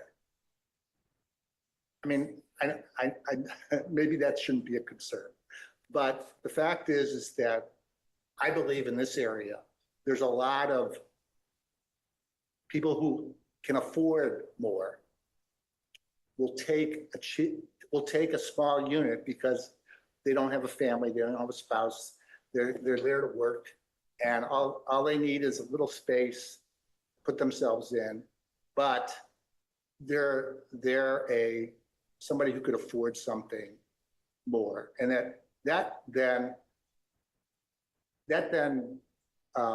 pushes out somebody who really is limited on their affordability and could use a place like that because they're only making $40,000 a year. but if you're just gonna look at that one example, then they're also not renting a 3-bedroom, 2-bath house that they can't afford, but then that is going to an actual family that needs that space. Well, That's like the, I'm not suggesting that that's the other alternative. I'm suggesting they could go into a market rate apartment complex, rent a 1,000 square foot 1-bedroom or 2-bedroom apartment that is just the normal market rate. thing rather than go searching for what's limited in availability is a small studio. That may be desirable for somebody who can't afford something bigger. The thing that I disagree with you is that you're assuming these affordable houses will be built. And my experience tells me once you did restrict something, developers would not even build them if they can, you know, be building these things have been the issue because they don't pencil out. And so that's why if you remove this, you actually start seeing housing production. If you make the house smaller, then it becomes affordable by nature, you know. And so maybe that's the way to achieve what we want rather than forcing people to build deed restricted units. And experience says it hasn't been working. Okay, next one, please. Okay, so we're moving into review procedures. So this is a slide that's trying to summarize a lot that's happening. So first up, just acknowledging that as per our interim ordinance, this will be formalized as part of this update. So there would be minister review for all R1 zoning district properties with the upper SB 9, SB 450. We'll not ever see another single family house again. And then staff is also recommending that the draft include the ability for duplex units in the low medium density residential to also be subject to ministerial review. That actually was the case prior to the current general plan being adopted. It's just kind of a happenstance that those properties are now subject to the full MFTDS process, which has proven a bit challenging for those properties. So this would effectively restore what had been allowed before. So this would literally just be one duplex on one lot. So we're not talking about a mass development, just one duplex. And LMDR properties are found mostly in the downtown area. A lot of the neighborhoods over here, there's a lot of areas that look single family, but technically they're more two family. So this would allow those properties to be built with a duplex without just a building permit. And then also looking at expanding the administrative approval mechanism. Currently, the director can approve a housing development project up to 5 units. And so staff is proposing that to be pushed up to 10. So it would create some parity with SB 1123 projects. So the commission would only seek projects that include 11 or more units. And then kind of formalizing a kind of an opt-in discretionary path for some small projects. There are conceivably a small band of projects that don't quite qualify for some of the laws that we've talked about because they're not dense enough, but they're also not large enough to go through density bonus and seek relief to law of our standards, which admittedly are a bit challenging to really apply at a smaller scale. So this would allow an applicant to voluntarily go into a discretionary review process, not protected by the Housing Accountability Act. So it would be an old-fashioned type of public hearing. Go to the planning commission, say I have this project, elected approved, it's meeting the zoning standards, so the high lot coverage, floor ratio, but the design characteristics would be subject to public review and your approval. So the ask here is if the commission is supportive of these things, particularly the, I guess really all 3 points, excluding ministerial review for R1, since that's already the law. Yeah. So we won't see any more single families? You saw the last one earlier this year. Commissioner Bookbinder? I think this is totally the way the state is going, and I really get it that you can do a discretionary path, which I feel like nobody in their right mind would want to do. They would do whatever to get streamlining or density bonus you're saying, especially if they're using, I think you can start getting density bonus at 5 units. I'm very supportive of ministerial review for LMDR zones, like makes very little sense to not do that. And a greater level of administrative approval. Generally speaking, I would like the idea that we would see few, if any, individual projects. They would have to be a out of the ordinary or odd project, and we'd be more interested in like this, setting policy for projects to follow. So to be clear, the optional discretionary process would be like, in case they want it, we would make a specific path for that. Like if you don't fit any of the streamlining, you can use this. Yeah, the band that we're talking about would be projects that don't achieve the 66% maximum density under SB 1123. So they're not eligible there. And while you're right about density bonus being applicable to as low as 5 units, in practice, nobody does that because that would require them to give up 20% of their project as an affordable unit. So if you're under 10, you're not providing any affordable units. So they're not voluntarily. So you're not subject to density bonus. So you don't get the normal relief mechanisms of waivers and concessions. And then you're not eligible for state streamlining. So you can fully comply with our standards. But again, projects of these scale are very tricky and challenging architecturally to comply with the MFPDS, which was really developed with a larger scale in mind. So, And while we are working on updates to the MFPDS, this is at least something that can be operative in. all right, and to be clear, like for 5 to 10 unit projects, this is the sort of thing where SB 1123 would provide a streamlined path. Like there is a streamlined path. It's just if people didn't fit that, there would be another process for them to use. Correct. Or they just didn't hit the density. That's very reasonable, and I think we should make the process explicit. So that's yes. Okay. I just got a quick question on, and I know it was in the report, I can't remember, in ministerial review, appeal process. Would they appeal to the planning commission? There is no appeal in the normal sense of things. Okay, all right, So the public cannot appeal an application. okay, The laws do allow for a applicant to appeal a determination that an objective standard is not being complied with.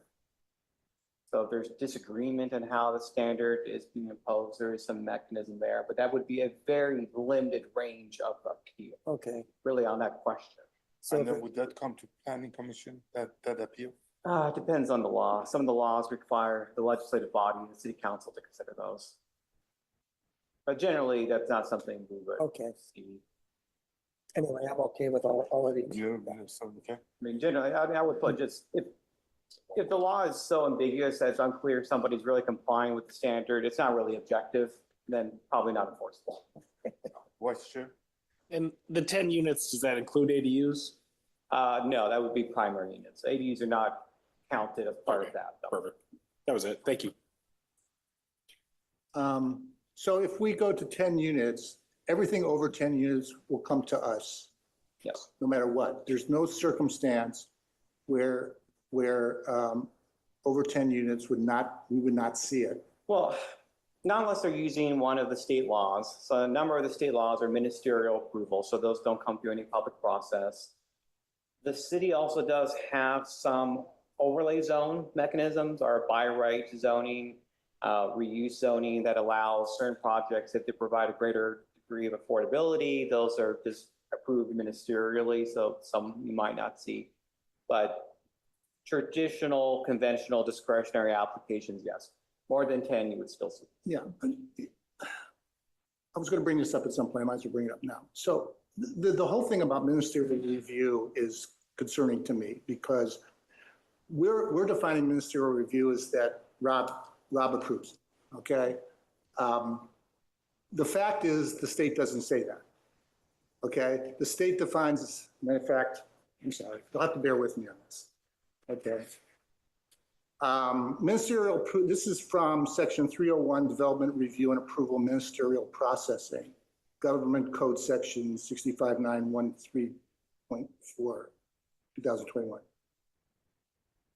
Ministerial approval as defined in section 102 of a project complies with article 4. These guys will be non-discretionary, okay? That's what ministerial review is. It's non-discretionary and cannot require a conditional use permit or discretionary local government review or approval.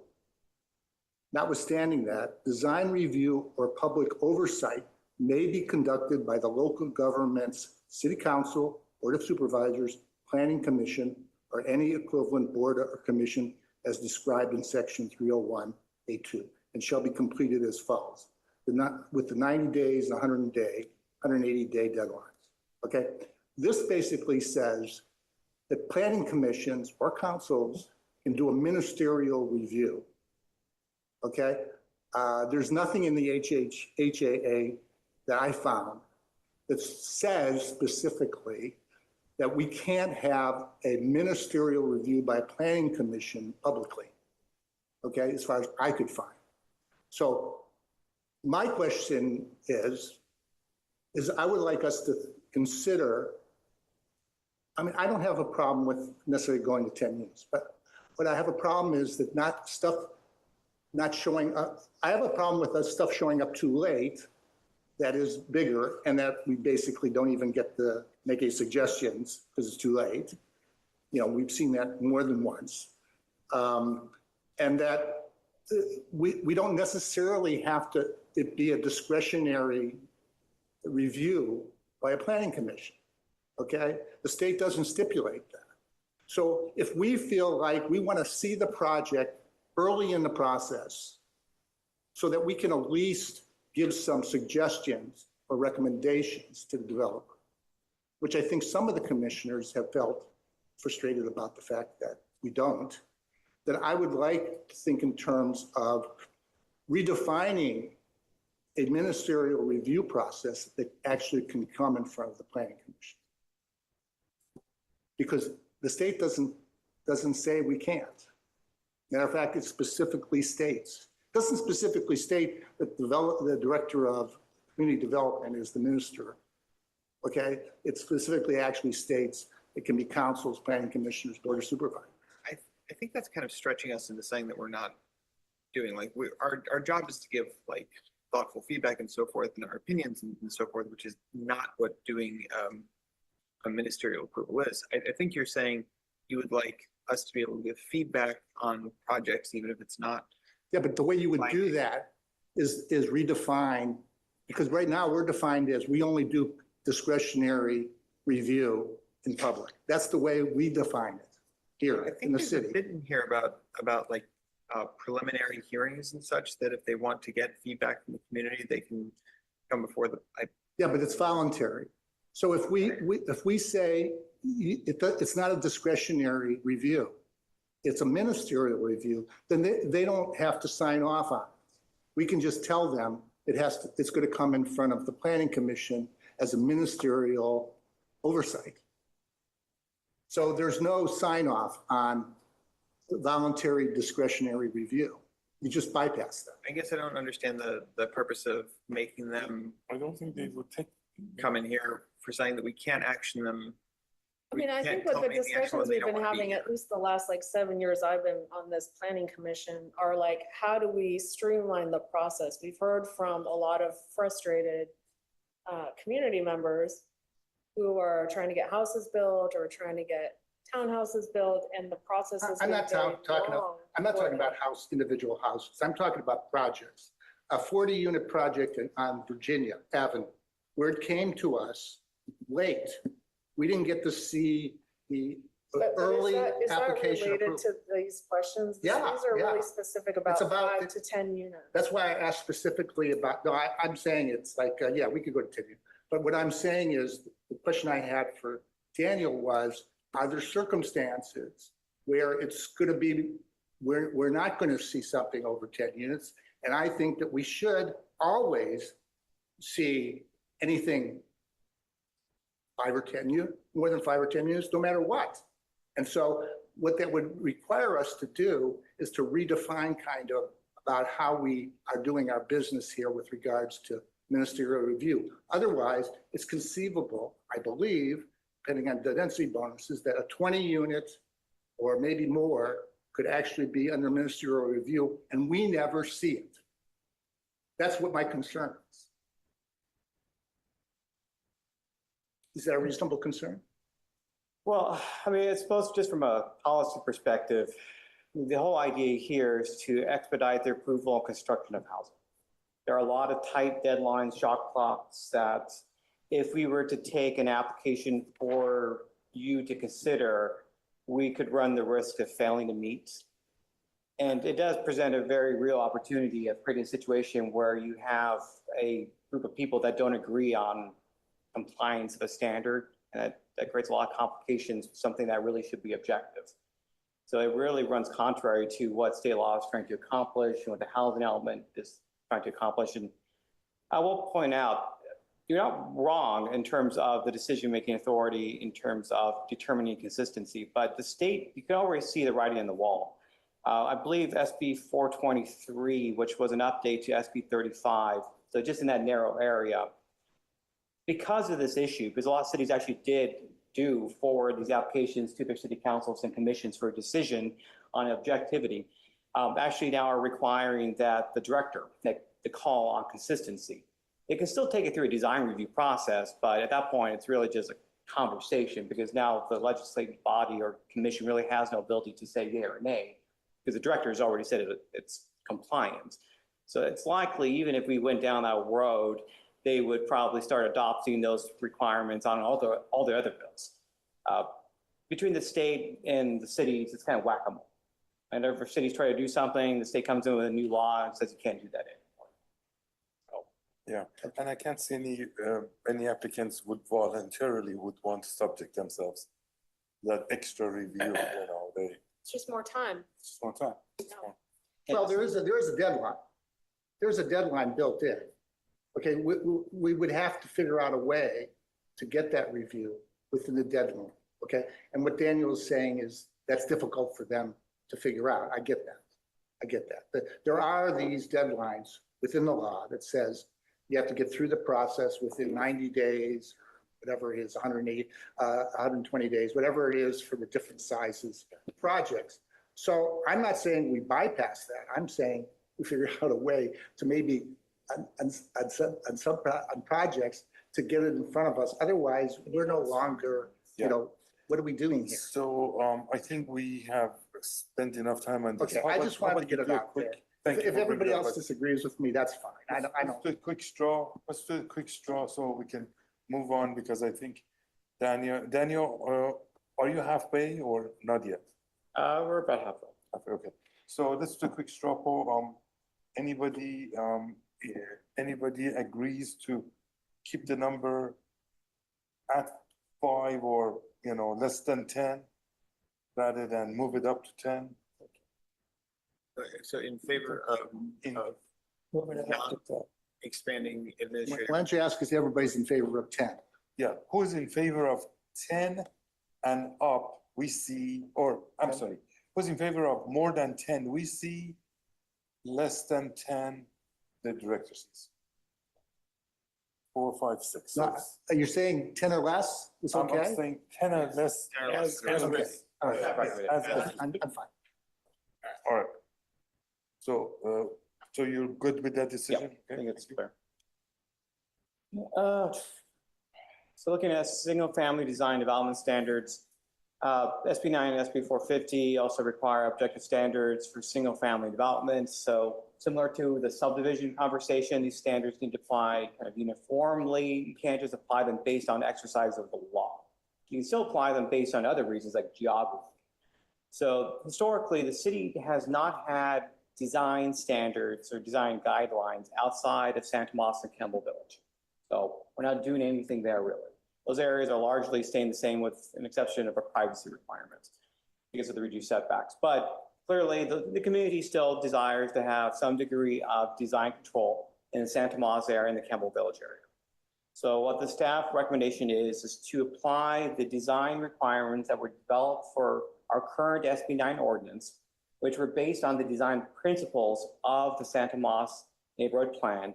Just basically apply those to the Santa Monica and Campbell Village neighborhoods. So while you may not see those single family homes anymore, they will still be subject to certain design requirements. And these design requirements are not prescriptive. So they're not saying that you have to design a craftsman style house or a farmhouse style house, but they do provide certain limitations on materials that are more or less in keeping with these areas. So there are specific list materials, design features, roof forms that allow for a lot of different design types, but would admittedly not allow for something that's hyper modern. So you can do a glass box, for instance, that would just be not in keeping with the neighborhood. There's been no indication from the community or the council to do away with design standards entirely. So these are new objective standards that have already been developed that would just be applied to these neighborhoods. Can you remind me what we did for SB9? We basically limited roof forms to standard, it was 8 to 12 pitch gables, hips.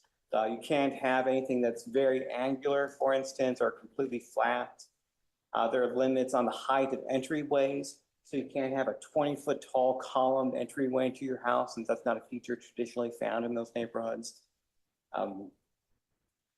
There are limits on the type of cladding you can have, limits to stucco, certain types of siding.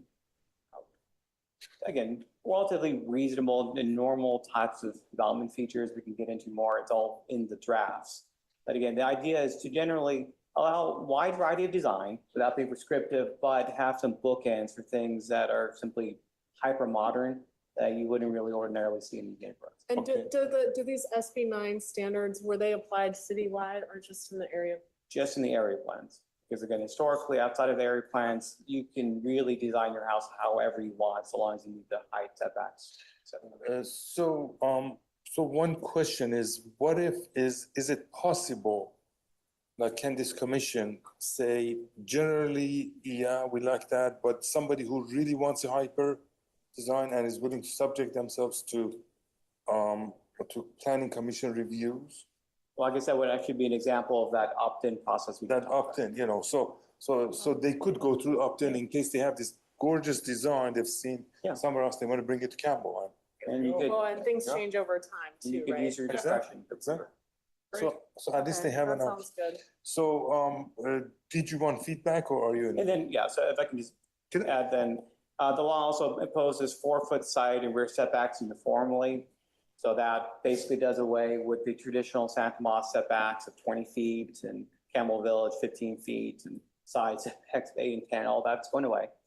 The table also takes the standards from the Santa Moss and Campbell Village plans and puts them into the zoning code. So there's one super table that has all the standards in one place. That's just for clarification purposes. Oftentimes people don't really know what standards apply to them. So it's all now consolidated. So really the narrow question for the commission is kind of like the other discussions. The law allows a setback up to 4 feet. It's highlighting if you're comfortable with 4 feet, that's fine. But if you want to have a less restrictive setback, that is within the city's authority to adopt. So I just want to make sure I'm clear on the terminology. When you say setback up to 4 feet, meaning that a 3 or 2 foot setback would be permissible, or you mean minimum of 4 feet, meaning 5 foot, 6 foot The setback? state imposes that the city may not require setback greater than 4 feet. Right. So meaning we could adopt setbacks less than 4 feet. If you wish, but you cannot make it more than 4 feet. Correct. Okay. But you cannot require people to have a 5-foot setback. Fine. Yeah, okay. So I have a question. Yes. So the thing I noticed was mostly the roof style. There's like a dozen, whatever, roofs that you Yeah. stipulated, right, in these area. So why isn't stipulating a particular roof type not subjective? Is that because the state says roof types can be considered objective? Yeah, I mean, so the state says, I mean, the city still has the ability to adopt objective design and development standards within the parameters that the state allows. So some areas were more restricted and other areas were less restrictive. Here, we still have a lot of flexibility to adopt design standards, such as roofing type. There's no law that says we can't do that. But the state isn't saying that the type of rooftops are subjective. They're okay with that it's an objective standard. Yes, we do believe it's an objective standard, Okay. based on the And just for, definition of You objective. know, for those who may have not looked at that, it's like pretty much the only roof type they didn't include is flat, which we've had a conversation about in the past, about flat roofs. Yeah. Because I guess, most of the neighborhoods don't have any flat roofs. However, I I have mixed feelings about not offering flat roofs because I've been in lots of really nice neighborhoods where somebody put up a modern I agree with you. house Garden, yeah. and used a flat roof. And yeah, it didn't fit in with the rest of the neighborhood, But it but was in great. Willow Glen, It it brought seems them to be up. fine, you know? It seems to be fine in Palo Alto for them to do it in a really nice I neighborhood. mean, has there even been any feedback from these neighborhood areas since like the last time these plans were updated in terms of whether they're still valued? It's a Because fair this was point, almost 10 years but until ago. recently, whenever there's been a proposal, it's been publicly noticed, so the public's been aware, so moving forward, the public will be unaware.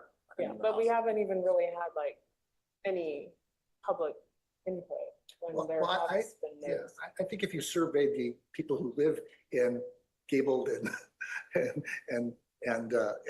you know, houses, roofs that all are on angles and have gables, they're gonna say, yeah, we want that kind of house. They're not the ones that will come in and build a nice a new modern house with a flat roof, okay? So I think you would probably get overwhelming support for not having flat roofs in their neighborhood. The question I have is, well, why shouldn't we? You know, it's like, why not allow? Something I would look at here is to what extent would we be making the existing built environment partly or largely illegal by doing this? Like, I don't know, like these, if you ask people, oh, would you like all the houses here to be traditional? They say, absolutely. And that's not even the existing built environment. So I'd be curious to what extent, and I realize I think this is a tremendous task, may not be doable, but I'd be curious to what extent these guidelines, like the existing houses there, are not compliant with these guidelines, or with the objective guidelines. Or not what? To Not what meeting extent- those guidelines? Yeah, like that the existing houses in Santa Monica or Campbell Village, the extent to which they are not compliant with the objective guidelines we're proposing. Just because I think as a rule, there can be a tendency to pass rules that seem like a good idea, but in fact will make the existing, like you couldn't build what's there now, which seems like not what we're going for. And again, I mean, you may recommend to the council that there should be no design standards in Campbell Village or Santa Monica.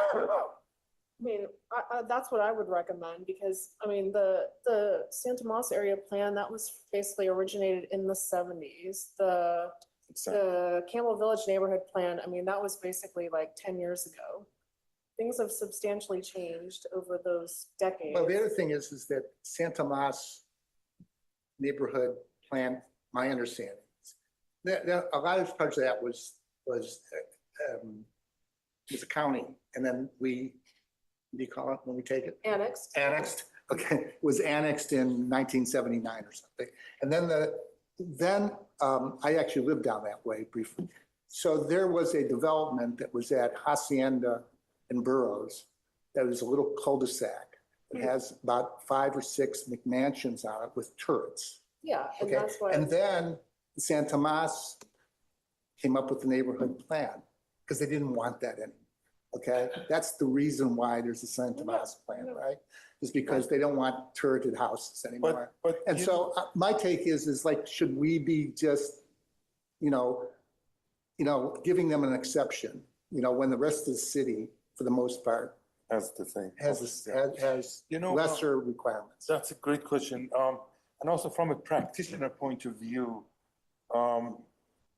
like stormwater now needs to be treated, when before it leaves your property, if you're doing more than 5,000 square foot of development, and so roof gardens actually are fantastic places for you to just do that treatment and enjoy that built environment for yourself. And gabled roof would not allow that. Yeah, and that's So an from- example of things that have progressed Progressed. beyond what's in the Exactly. code because of the way things were decades ago. So I like to, the interest of time, we could do unless somebody else has more feedback, how about a quick straw poll as, do we want San Tomas and Campbell Village to join the rest of the city in being allowed, to propose. I would vote for that. For the design For the standards. design, for the, opening up the design standards and not be told you're limited to these options. So basically just treat all single family the same All single family same. In terms of design. in terms of. Well, I guess Any- really everything. Any objections to Well, the that? other thing is the sidewalks. Well, yes, that's true. That's a whole different That's conversation. different can of worms. Yeah. Any objections? I think we've been talking about this actually a number of No. times in our various meetings when this is.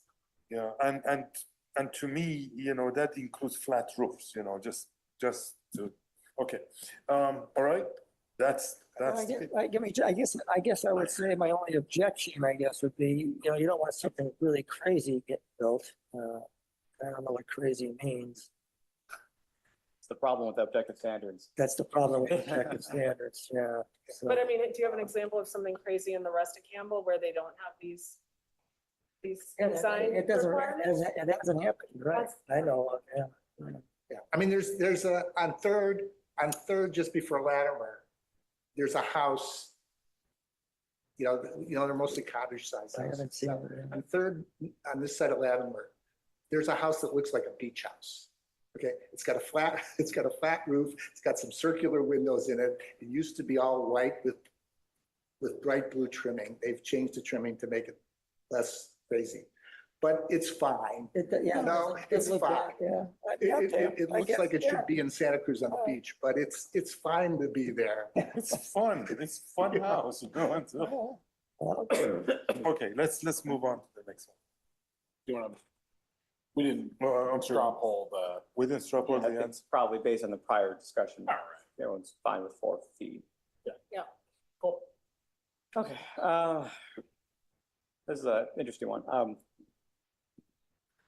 So the city historically has, there are different reasons that you can remove a tree. Now, some of those reasons are related directly to the tree, such as it's structurally failing, it's disease, and that's fine. Those are fairly easy to assess. It gets more tricky when a tree is obstructing a homeowner's desire to build a new house or an addition. With the update a couple of years ago, the ability for a homeowner to claim that it's inhibiting my ability to economically use my property was removed as a reason to remove a tree, because that's really not objective at all. So we have a kind of a gap where in a situation where trees can't be removed simply to accommodate new housing, which obviously presents a problem. There's really not a great objective manner to evaluate whether or not somebody has to retain a tree in order to build a house, because conceivably you can always make your house smaller, you can build around it, you can build on the other side, you can seek a variance to setbacks. It's almost always a no, because there's always a way to basically build around the tree. It just becomes to some degree unreasonable. And so recognizing that that's simply a kind of fact of life, we are recommending some limited exceptions to the city's tree preservation requirement that would allow just by right removal of trees in some circumstances. So this would already currently under our interim ADU ordinance, this already applies to state exempt ADUs. So if you build a state exempt ADU and there's a tree blocking it, you're allowed to remove the tree without any process. This is any type of tree or just the heritage tree? The protected trees. So Protected. in single family neighborhoods, which is what we're talking about, oak, cedar, redwood, and ash trees. If it's not one of those 4, you can remove it regardless of how large it is. So then the second scenario that we're discussing is trees that prevent access to a new parcel created by an urban lot split. So largely we're talking about flag lots. So the tree is where the drive aisle needs to be. You would be allowed to remove it without having to go through a permit process. And lastly, admittedly, probably a bit more controversial, is that if a tree less than 36 inches in diameter, so large but not magnificently large, is within the proposed building footprint of a new house or an addition, a homeowner could simply remove it without having any permits.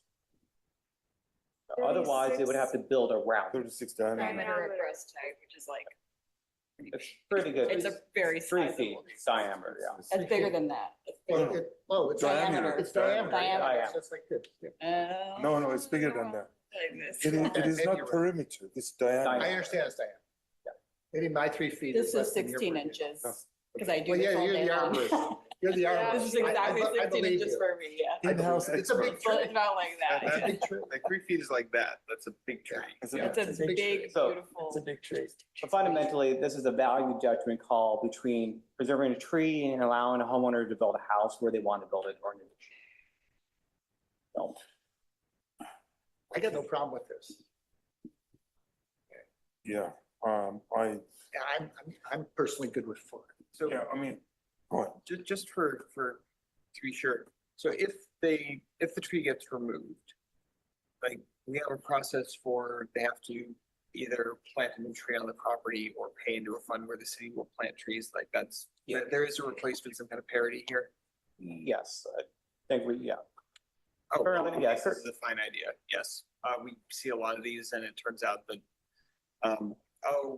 the city doesn't want to remove trees, but it's really impossible for them to use the tree and like, this seems like a very good idea. And the I have a advantage, question for Corey. sure.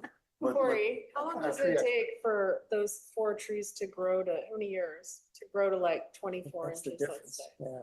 It depends on the tree. I will, So like redwood, ash, cedar, that's gonna be like hundreds and hundreds of year It'll old take a while tree, to die. probably. Yeah. So. to get to I- 36, what about 24? Only hundreds, Redwood could be not like hundreds of 50 hundreds, years, only 50? maybe less, yeah.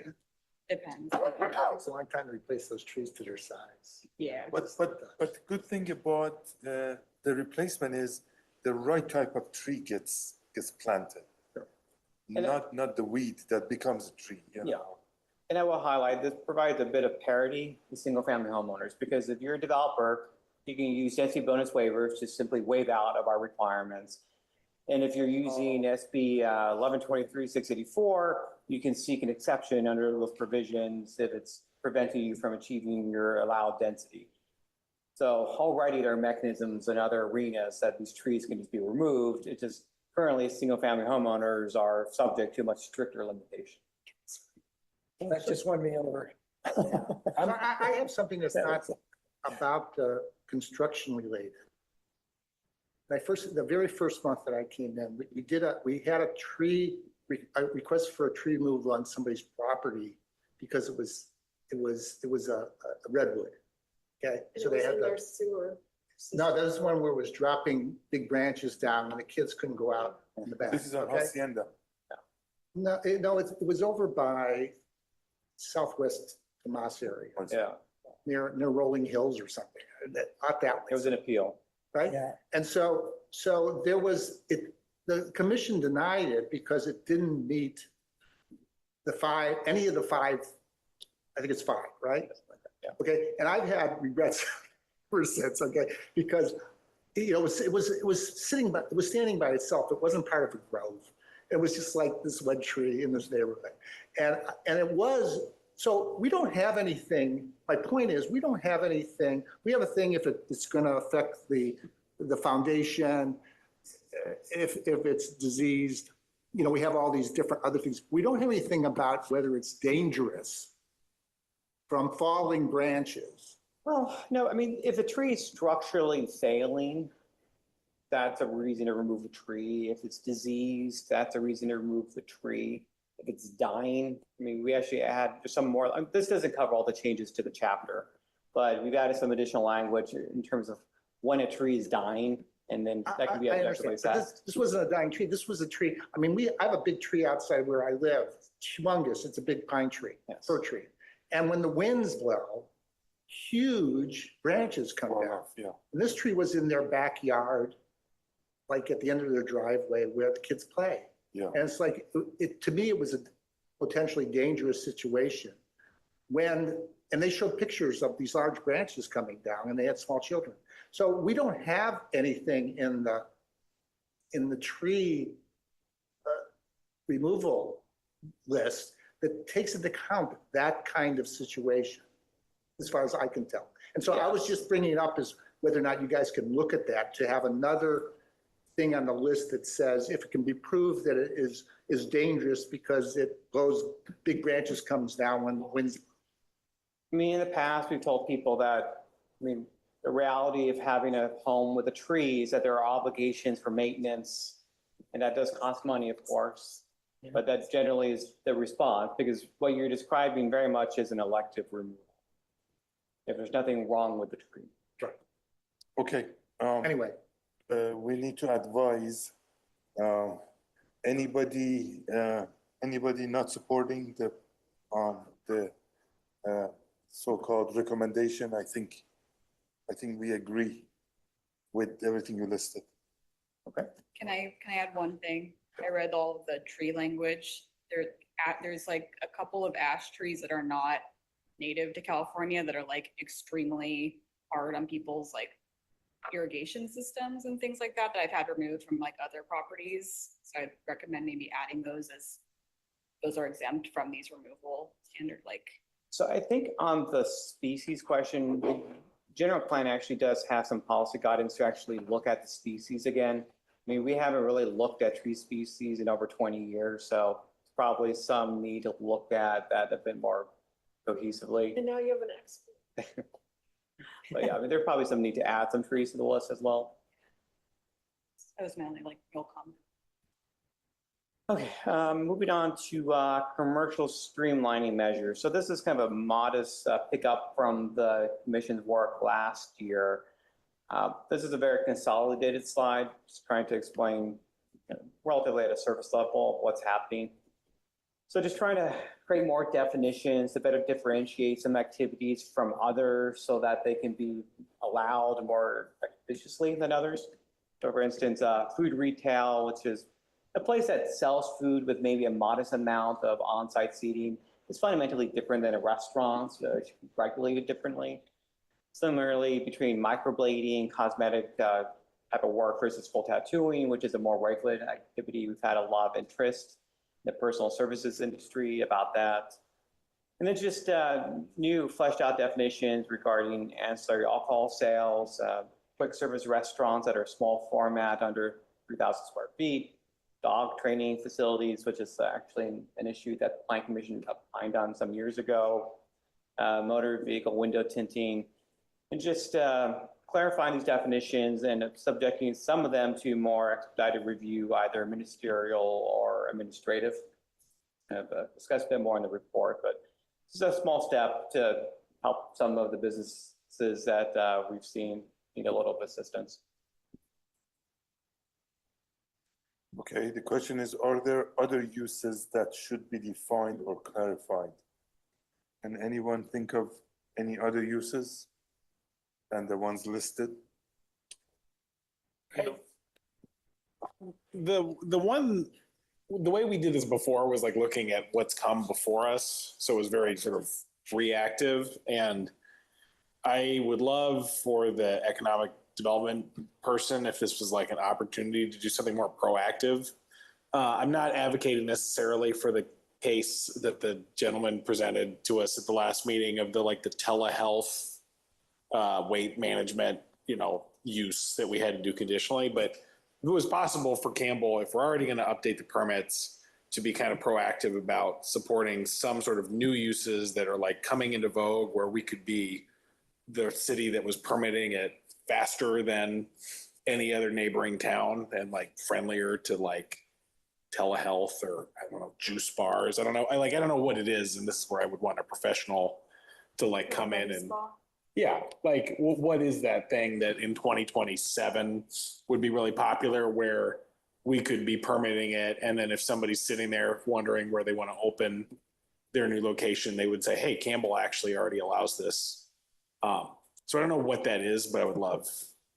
So we have, I guess, two things. One, we do have a new economic development manager who brings a lot of energy and history and should have good intelligence on that. We actually also have a contract with a broker. I think she came to you once. Her name's Christine Furstenberg.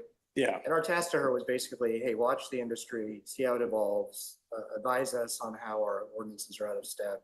One of the big things is the merging. When we say quick service, yeah, in full service. You go to a lot of restaurants these days, you don't talk to a waiter, you order off a screen.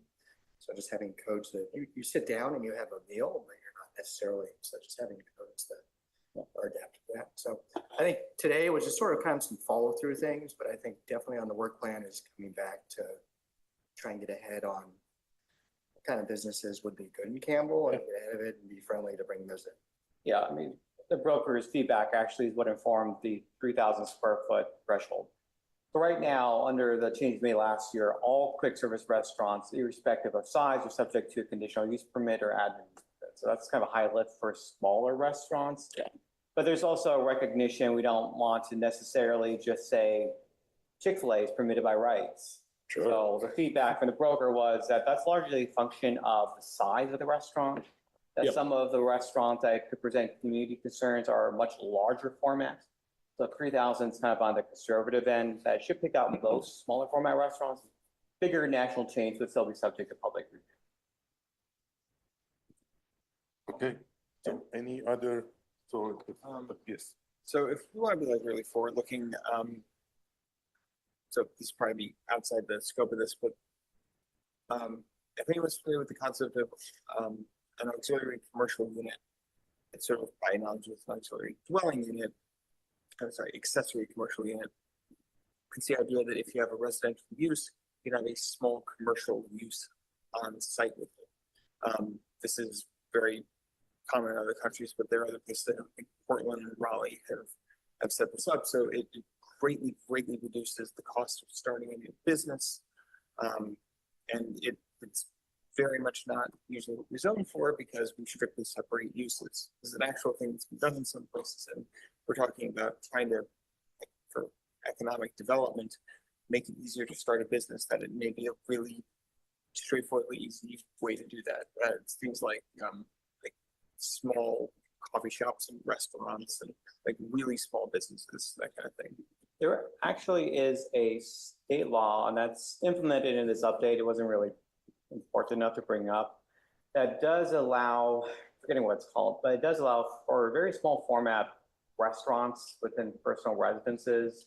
I'm not sure we've had any Campbell yet, but it's something that's licensed through the county health department, and we have to allow. There's a coffee kiosk on Hamilton, just west of San Tomas, right? Would that be an example of, That's not in No. residential, that's in that's in commercial? a shopping center Yeah. parking lot. That would, Yes. yeah, that would require conditional use. Is this a micro enterprise home kitchen operation? Yes, okay. Or MECO? Yeah, that's in the update, yeah. Yes, it's a County of Santa Clara Department of Environmental Health thing that they do. I did not know about that. Like if you haven't seen one yet here. So Daniel, I ran into a situation during the COVID crisis where a guy who was a chef was cooking things out of his house, and then you could order something, go by his house, and pick it up, take it away. Would something like that not be allowed? That's actually allowed under the cottage food law. And the states have taken some action. There's really not a whole lot for the city to really regulate on these. It's mostly done through county health departments. Okay, I'm just curious. And not that I didn't, it was good. It was good food. It was fine. Okay. Moving on to sign architectural review. So this is an area of significant updates. So generally speaking, most things require some degree of site architectural review approval by the planning commission. The director has some ability to allow changes to projects that have been previously approved by the planning commission, but if something predates site architectural review approval requirements or was approved in the county, basically any change requires commission approval. As you've seen, you've reviewed some very minor stuff in the past. So this chapter really needs to be cleaned up a bit. So it very more clearly identifies those things that require planning commission approval, and then everything else is either subject to administrative approval by the director, or if it's really minor, ministerial. So the only things that would come before the planning commission under this update would be all new non-residential buildings, so brand new buildings, major additions, which are being defined as any addition that's greater than 50% of the building's existing floor area. And then conversion of residential buildings to non-residential use. So those are basically the three things that you would see. Anything else would be done administratively or ministerially. And then the Sign Architecture Review Committee would only get involved when one of these proposals is subject to commercial design guidelines, which the city currently does not really have in most circumstances outside of a couple corridors. So that would be kind of a future update. So the commission's volume of work on the commercial side would be substantially lessened, and particularly on the SARC side would be functionally non-existent for a while. So the input request from the commission, if you believe those thresholds are appropriate, if, for example, if you want to be even more permissive, should all additions be administrative? So you would functionally only see new non-residential buildings or conversions of residential to non-residential use, which in a lot of ways are basically like new developments. So when we talked a few minutes ago, I thought the planning commission wasn't going to be looking at any single family. This is all just non-residential. I'm just talking commercial building. Oh, so when it says 50%, so 50% of existing floor area for non. Sure, sorry, yes, that, yeah, I should have Okay. said non-residential. Got it. Okay, I thought those were just. So, Yeah, that makes sense to me. so my concern on this one was the 50%. So if it was a small commercial building that was 10,000 square feet, and they wanted to add 5,000 more square feet, got no problem. If it's a 50,000 square foot building and they want to add 25,000 square feet, that seems like a lot. So I'm suggesting maybe we would put thresholds based on square footage. Okay, not just lower the 50%, but say up to a certain square footage, 50% is fine, but over a certain square footage, maybe it comes down, because you could, in theory, have somebody that's got a pretty big commercial building and they want to add on significant, if Home Depot wanted to add, 100,000 square feet or something, we probably want to get involved with that, right? So that's just my take on that, is that maybe we could have thresholds based on square footage. You could certainly have an upper cap. I mean, I would also point out that currently and in the future, the director can always forward an application to your consideration if he or she feels it's of some notable consequence. Yeah. But you could also, yeah, but again, you can have a ceiling. I like your suggestion. We should have a upper cap, and Yeah, I don't know what the number is, but you know, how about 5,000? Anything over 5,000 addition?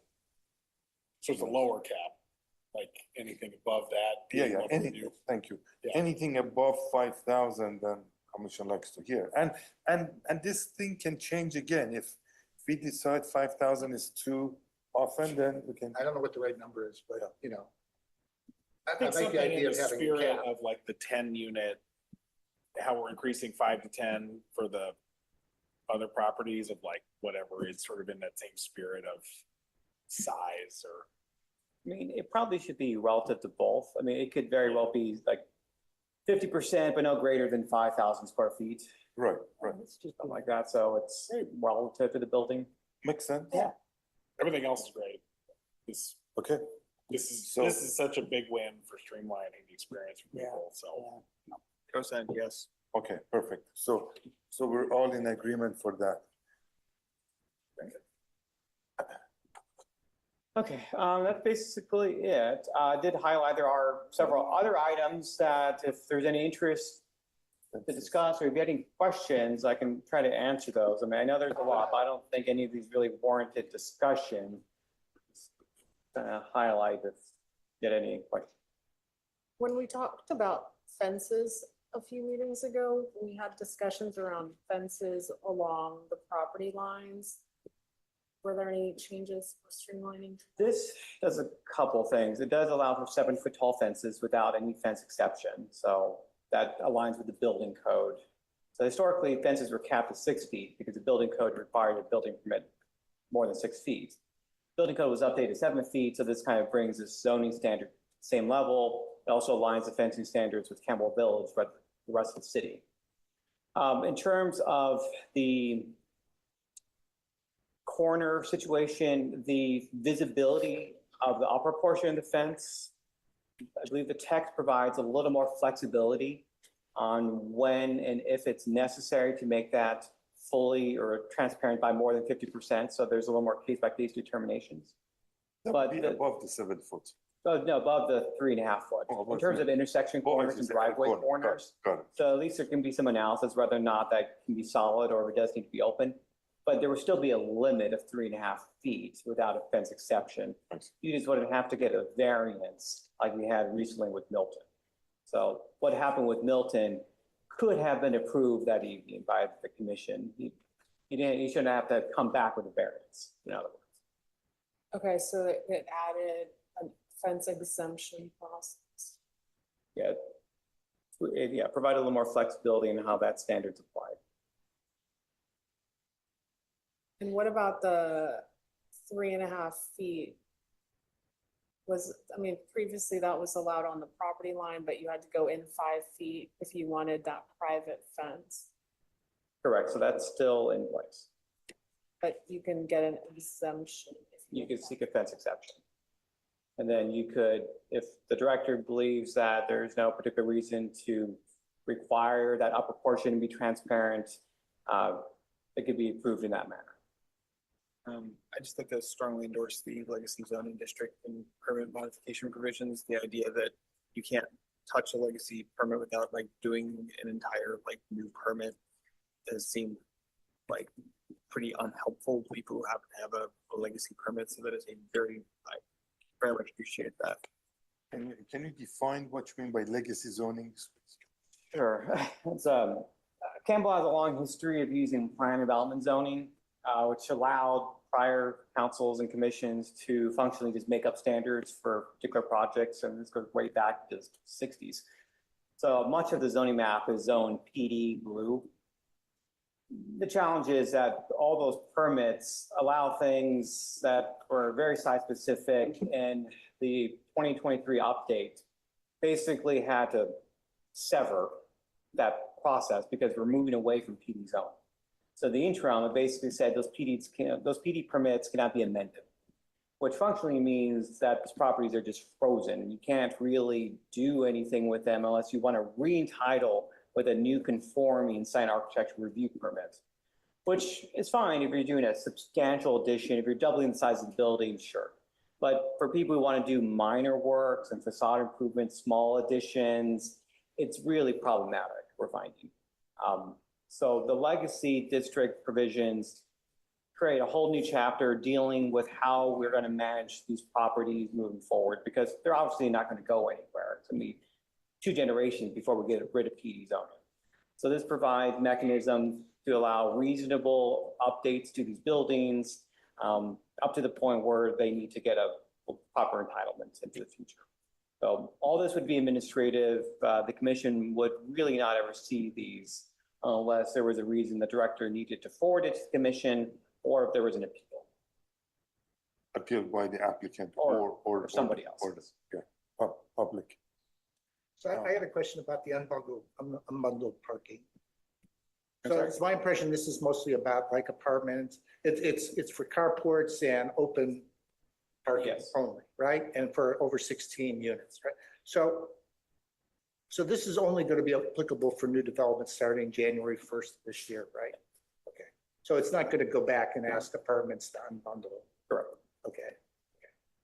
I just had a quick clarification. And it also makes the new apartments more affordable. Well, I understand the If you don't point of need- it. I understand potentially that the people can not have a carport and like save some money on the rent. Commissioner Yeah. Craig? Yeah, just 2 questions on things that caught my eye. So we, because this comes up to us once in a while when the development permit expires. So now I guess we're allowing a one-time administrative reinstatement of expired permit, Correct. So that's a new provision. and that lasts for a year or longer. That would be, yes, I believe 1 year. 1 year. And then I wasn't sure, and there's a lot of, so are park fees required for ADUs? They are in some circumstances, if the ADU is If it's over more- 750 square feet? But, okay, so they do pay. And then it's proportional relative to the size of the house. Okay. So there's some math that goes into that. Thank you. How about the utility undergrounding? Can you expand on that a little? So our current, so there's two types of undergrounding. There's service lines that go from the pole that directly feed into the site. And that's basically required for everything that's not single family, anything bigger than that, we require that. That's pretty standard now anyway. What we're talking about here is the frontage undergrounding requirements. So yeah, these are the lines of transmission lines that run parallel with the property. So the city has a requirement that a certain project types, you have to actually put that underground. Admittedly, this whole section probably needs a serious relook. After the San Bruno PG&E disaster, the way PG&E's managed the requirements for undergrounding has become very problematic. Requires more poles to be added, which is kind of undermining the whole point of undergrounding the lines. But until we really revisit all of that as kind of a patch fix for at least the smaller projects, this would exempt projects that are 10 units or less. Right now, it's 5 units or less.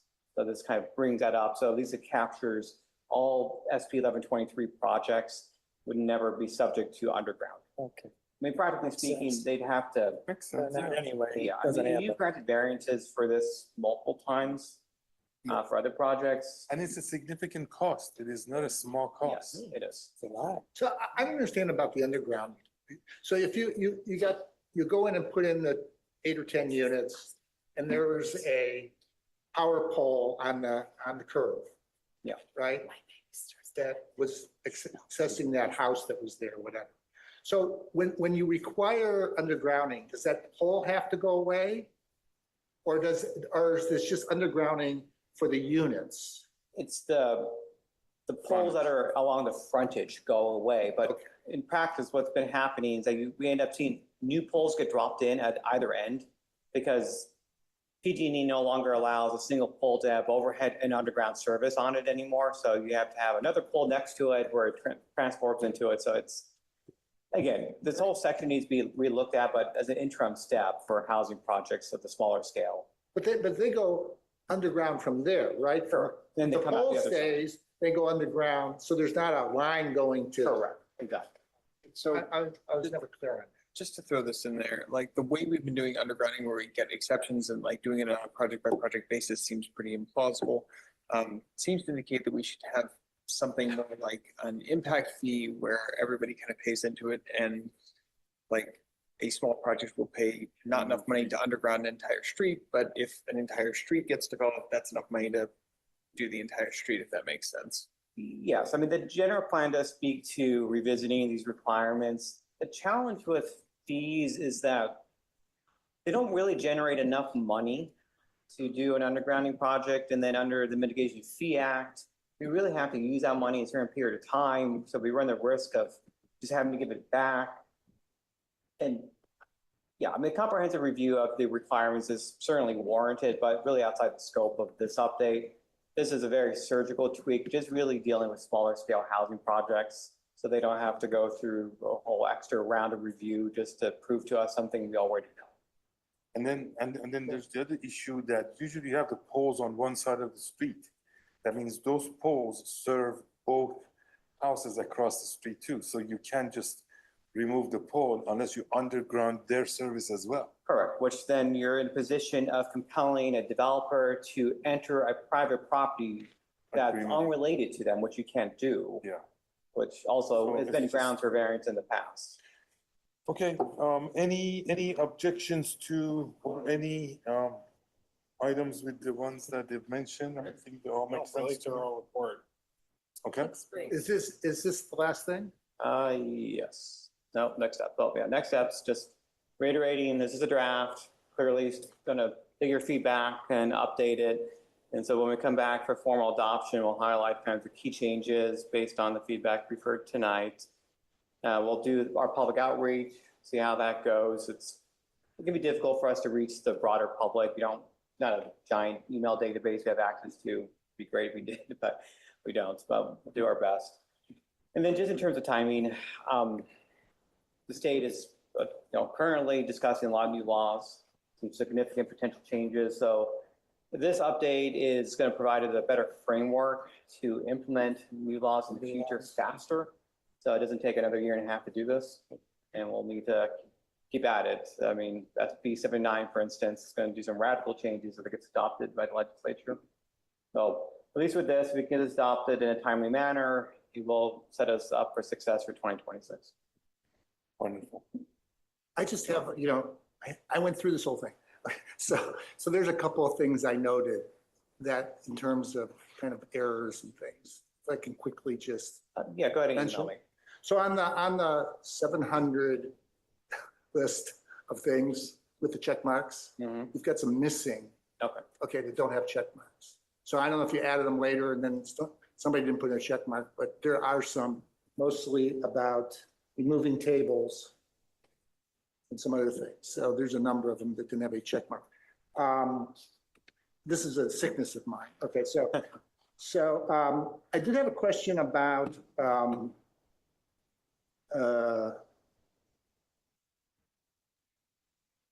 I found it interesting about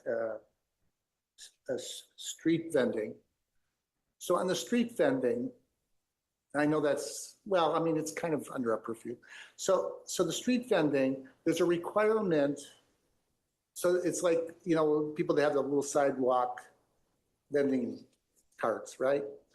And you have restrictions on that. They need a business license. They need a county health thing, which is good. I didn't know that. So, and it's supposed to be has to be posted.